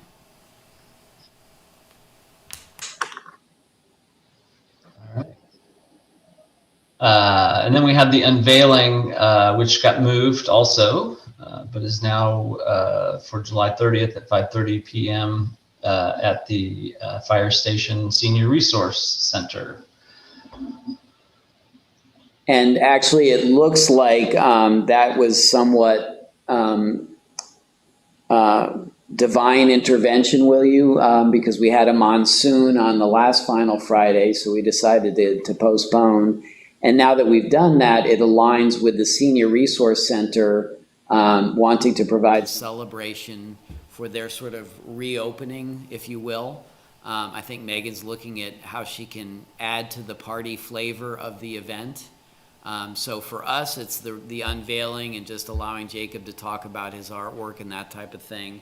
But there probably will be other festivities related to the Senior Resource Center as well. So should be kind of a fun event. I don't know if you saw my email, Porter, but I can probably stand in for you on the MC role so long as it's I have something going on that evening, so I don't know how long the time commitment would be, but if it's 5:30 to 6 or 6:30. Yeah, I think honestly that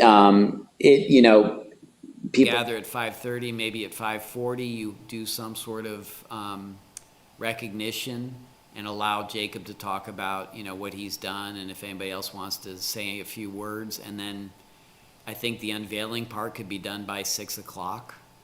Okay, great. And then you could, duck out. If you could do that, it'd be great. It just happens that making vacation plans, I realized I needed to leave earlier than I thought. Sure, no problem. I'm happy to do that. That'd be great. Thank you very much. I appreciate that, Jerry. I think it'll be fun. My pleasure. I really like that piece. Yeah, I encourage anybody that can go. It's a nice start to Final Friday, and it should be, I don't know what the weather will do. Hopefully it'll cooperate, but I think it'll be kind of a fun start to Final Fridays. And like I said, the Senior Resource Center may even have some music going and stuff.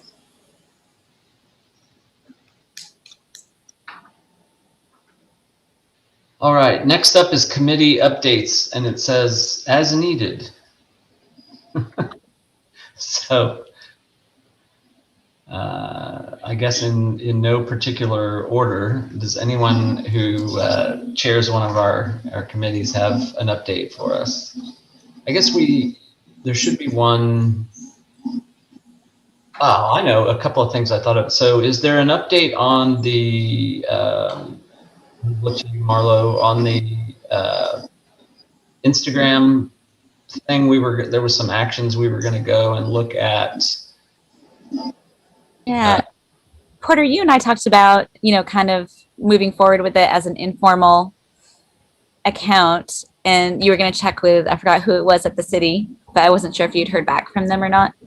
No, I need to regroup on that, and I will do that tomorrow. Let me even send myself a little note to make sure that I do that. But you and I agreed too that the Instagram account is active. Yes. It is not a Lawrence Cultural Arts Commission Instagram. It's a broader sort of arts and culture Instagram. So I again, I feel pretty comfortable that we're within, since we're not tied to the city, that's fine. And you all are doing, so a lot of cultural arts commissioners are involved in this, and also great. And it's kind of happening on its own behalf. So I think that's fine. Great. So once I get the green light from you, can I email you the credentials to share with the rest of the commissioners? Because anyone on the commission can post from that. It can be a shared account that can be used, and I'll share some tips and just some general things that Strategic Committee had discussed. Again, with the Strategic Committee, one cool thing is we are now a part of the Economic Strategic Plan Committee that is happening, like a task force looking at the arts and culture to be represented in the strategic planning process. I was not able to attend that meeting at Theater Lawrence last week because I was in Colorado, but I didn't know if anyone else was able to give a little update on that. A good time was had by all. So sad I missed the wine. Happily, there was no police activity, but it was a raucous party.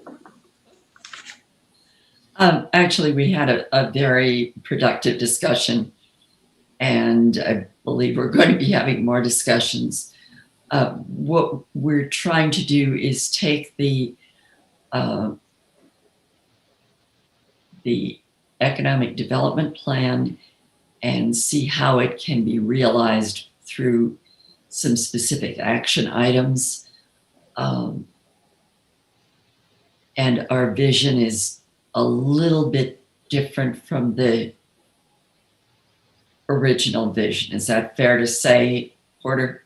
Yes, and also acceptable. I even talked to Britt today, Britt Crumcano. Leading sort of this effort and looking at all the different areas. And she said that, Ernst & Young did this during the pandemic, and I think we're now getting past the pandemic happily, and so we're looking further beyond that. So I believe that we recrafted sort of the general framework that was provided through Ernst & Young, and we all agreed to using language that was more fitting moving forward. And now the next time we meet is filling in that matrix and who's responsible for what. So yeah, I felt like we moved, we kind of solidified more comfortably what the basis is and moving forward with that, which I think felt really good. So what I hear, which I like, is that we have all these plans: the cultural plan, the strategic plan, the economic development plan. It sounds to me like this group, through the strategic planning committee and Marlo's leadership, that we're in those things. Is that a fair assessment? Yeah. That's great. I think that's a goal that we had going in to this year, because to me, prior to that, they were sort of these separate sort of things that we didn't understand how they fit together. So appreciate you all's efforts in that. That's great. And I can't wait to hear what comes from that. I guess that leaves us to miscellany, and I just wanted to circle back. I know we've had, in our last few meetings, we've had some energy around the TGT, and Joshua's, I'm sure, working diligently to pen a letter for us on our position, and I just wondered if we had an update on that or needed any discussion on that.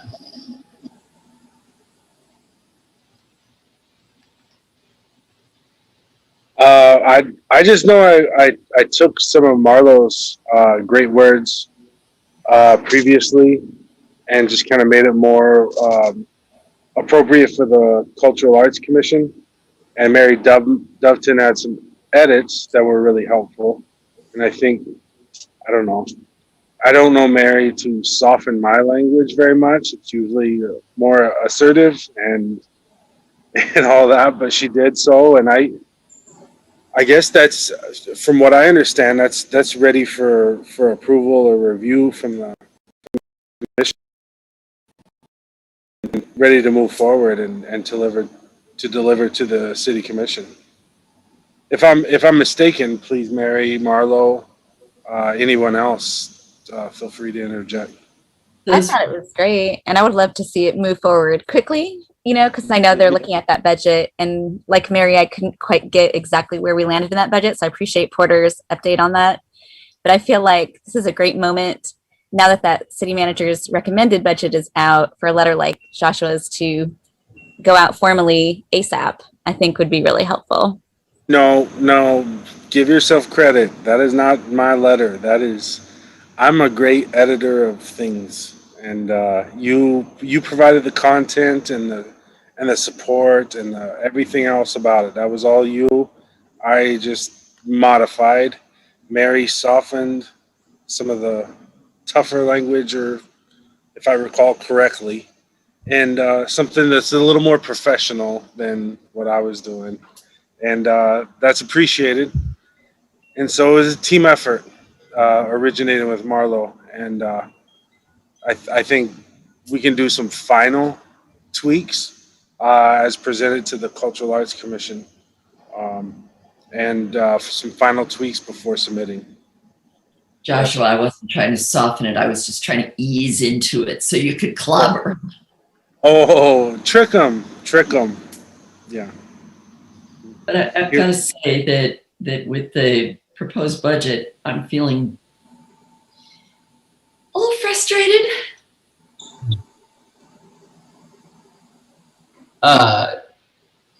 Yeah, well. I mean, I'm not frustrated over amounts of money. That isn't the point. I guess I am frustrated that the efforts that we made to explain the reasons to take the arts funding out of the transient guest tax apparently fell on deaf ears. And I don't know if that's a salvageable commodity this year. So the group, we need to see the draft to approve it, to send it in. And I hear Marlo saying sooner rather than later. So, I mean, it seems like a long time to wait till August to do it. So. Well, then since Marlo volunteered already, and she volunteered that letter in its content and purpose and everything else, I'll volunteer to make the necessary changes that I think, Mary, you used track changes, and so I'll make those edits and make those changes, and submit it to the commission as a whole, if that's appropriate. Send it to Porter. Yeah, don't send it to the commission. That's not Okay. within Kansas Open Meeting Act parameters. Well, let them come get me. I'm fine with that. No. Well, I think if I'm not mistaken, I've always included you, Porter, on some of those. Yes, but I'm not. This is the commission's letter, not my letter. So I was just, I was aware that you were working on it. I did have one correction with the initial date. Sure. It should be a year earlier for when the transition from TGT or to TGT occurred, but that's minor. That's just details. So no, those are good, helpful, and I think those details, whatever it is, I submit to you. Not whatever. I'm not submitting to you just willy nilly, but when I send that letter to you, you make those necessary corrections, and I'm all on board with that. I will incorporate Mary's edits and easing. I will make those changes and submit that to you in a Word document form forthwith. What I sent was a suggestion, and you and Marlo can accept the suggestions or reject them. It's whatever you guys think would make the strongest letter. Okay, I was trying to remember because I know, Jordan, maybe you can help me. I'm trying to decide if this needs formal approval because I think the commission assigned this task to this committee based on Marlo's letter. So I just want to get clarity on, I don't know, unless you went way afield from what that original letter was, I'm not convinced that it requires review and approval, although it's probably not a bad idea just to make sure that everybody's agreeable since this is going to the city commission. I'm sorry? I'd like to read it. Okay, all right, that's fine. I just want to get clarity on that. So it sounds to me like, Joshua, if you can get me that final draft, we would have to call a special meeting, which is not impossible. It's just a matter of getting it done swiftly. Ideally, since we have a majority now, we should pick a date when you all would be amenable to meet, hopefully not for more than, say, 30 minutes or so, just to review this letter and approve it.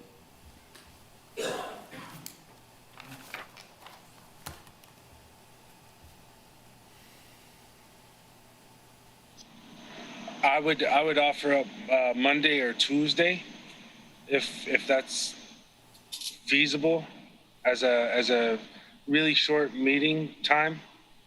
Because I can send that to you, Porter, tonight, and you can distribute that, and then everybody has a couple of work days as well as the weekend to review, and then we can have a conversation on Monday or Tuesday if folks are available to review and provide some input. Given that it would be a public meeting, I think Monday's a little quick. Tuesday wouldn't work because we have city commission. Wednesday would be the soonest I think we could do that. Okay. But I also need to double check and make sure that we don't have another meeting scheduled in this room Wednesday. And hang on, I need to...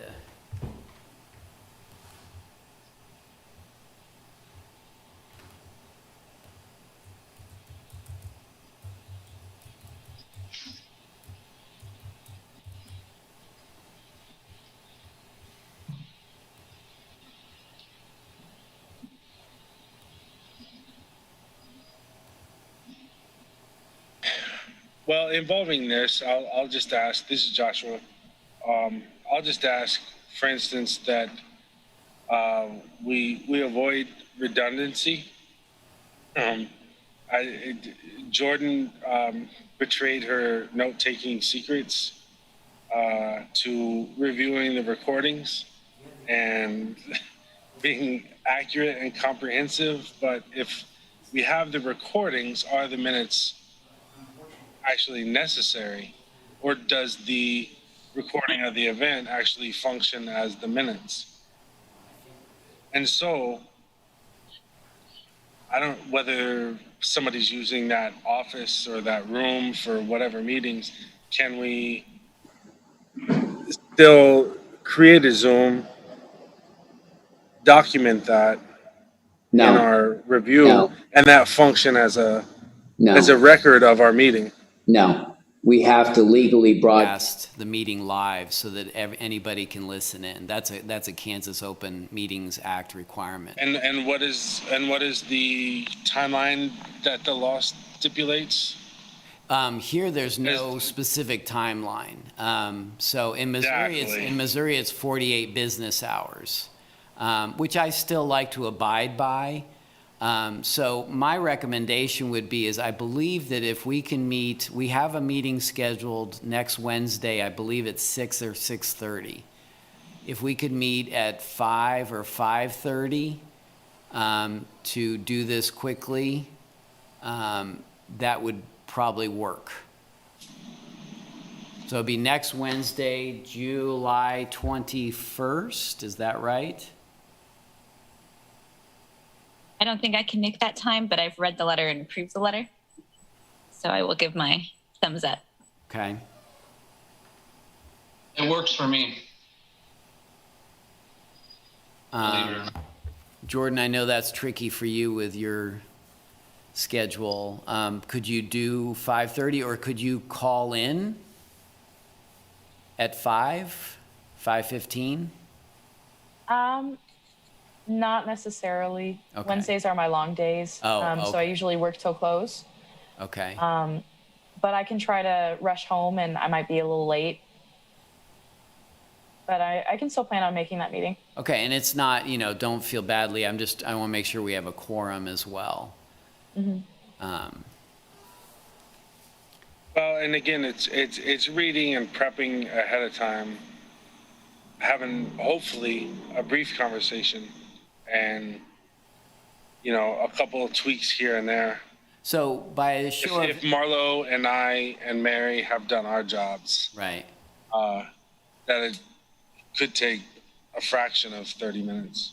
So by a show of hands, who could meet sometime between 5 and 6 on Wednesday, July 21st? Okay, it looks like the majority, with Jordan questioning. What I will do for you, Jordan, is figure out when the meeting is, because I think I have to sandwich it between two meetings.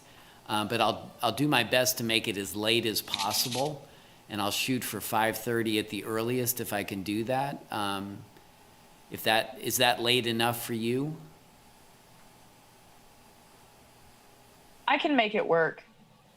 All right. Well, again, I'm trying to make it as painless as possible. So, and you could call in potentially. And if you don't attend, it looks like we would have a quorum. So don't, I don't want you to, but I'm just trying to accommodate everybody. Let me look at that. Porter, let me ask too, if for instance, Jordan, or I didn't see Dina raise her hand. So I can't make that day, sorry. Okay. If we can still maybe via email, I don't want to exclude anybody's comments on the letter. And so if Dina or Jordan or anyone else wanted to have some input on that, I think that would provide enough time to provide that input and have a discussion amongst a quorum to incorporate or not incorporate, and have some conversation about that in a meeting that maybe that person who made those comments were not able to be present for. Yes. Yeah. So we have a time range. Those who can attend, please mark it on your calendar. What So Joshua, send me the letter. I'll redistribute it to the commission. Commissioners, please do not share the letter amongst yourselves. But any comments you have, if you think you can't attend the meeting, send those comments back to me. I will gather those comments and then we can share those at the meeting.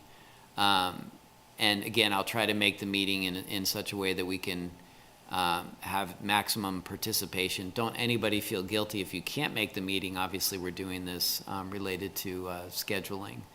And so we'll work that way. And again, we'll do it via Zoom so people can call in as well. And to Joshua's point, I don't imagine this would take a long time unless there was some issue that would emerge that I can't anticipate. But it should be a very brief meeting from that perspective. So does that work for everybody? Yeah, I have a question. So if we are meeting the 21st, what is the date that the City Commission adopts the budget? Is that the 27th or is it later than that? It's later. This year is different, and it actually is later in, I think they're actually adopting it early September. So Okay, so I did want to say that. So each month, the commission meets the first 3 Tuesdays of each month. So as of last night, people can come and make public comment.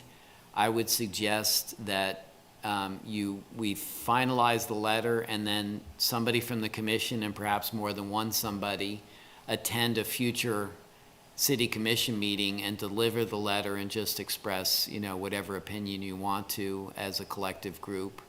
And to any of you, and anybody else that's interested, those are the best times to send written correspondence to the city commission through the city clerk's office and or attend either via Zoom or in person here at City Hall on Tuesday nights. And you get 3 minutes of public comment on the budget, and so you can share your perspectives at that point. You have to submit those first. You don't have to. I think it's not a bad idea to submit it via email and then also speak to it if you want to. And I'll just point out, this is Joshua. Porter, to your point, you noted that the commission voted to have Marlo, me, Mary work on this letter. And so we're really kind of going through some additional formalities just to ensure the unity of the commission. It's not necessarily something that we would have to do, but it's a good step to make. It's a really good thing to make sure that everybody has cast a vote in support of the letter after they've read the letter, as opposed to issuing that directive to a subcommittee, in essence, and saying, no, we will support whatever it is you produce. I agree with everything. Except you wouldn't have to do this, just because I don't know that we stated clearly in the action authorizing you guys to move forward. But I think regardless of that, what you said after is most important, and that is that that this be a unified voice, and that's really important. Good.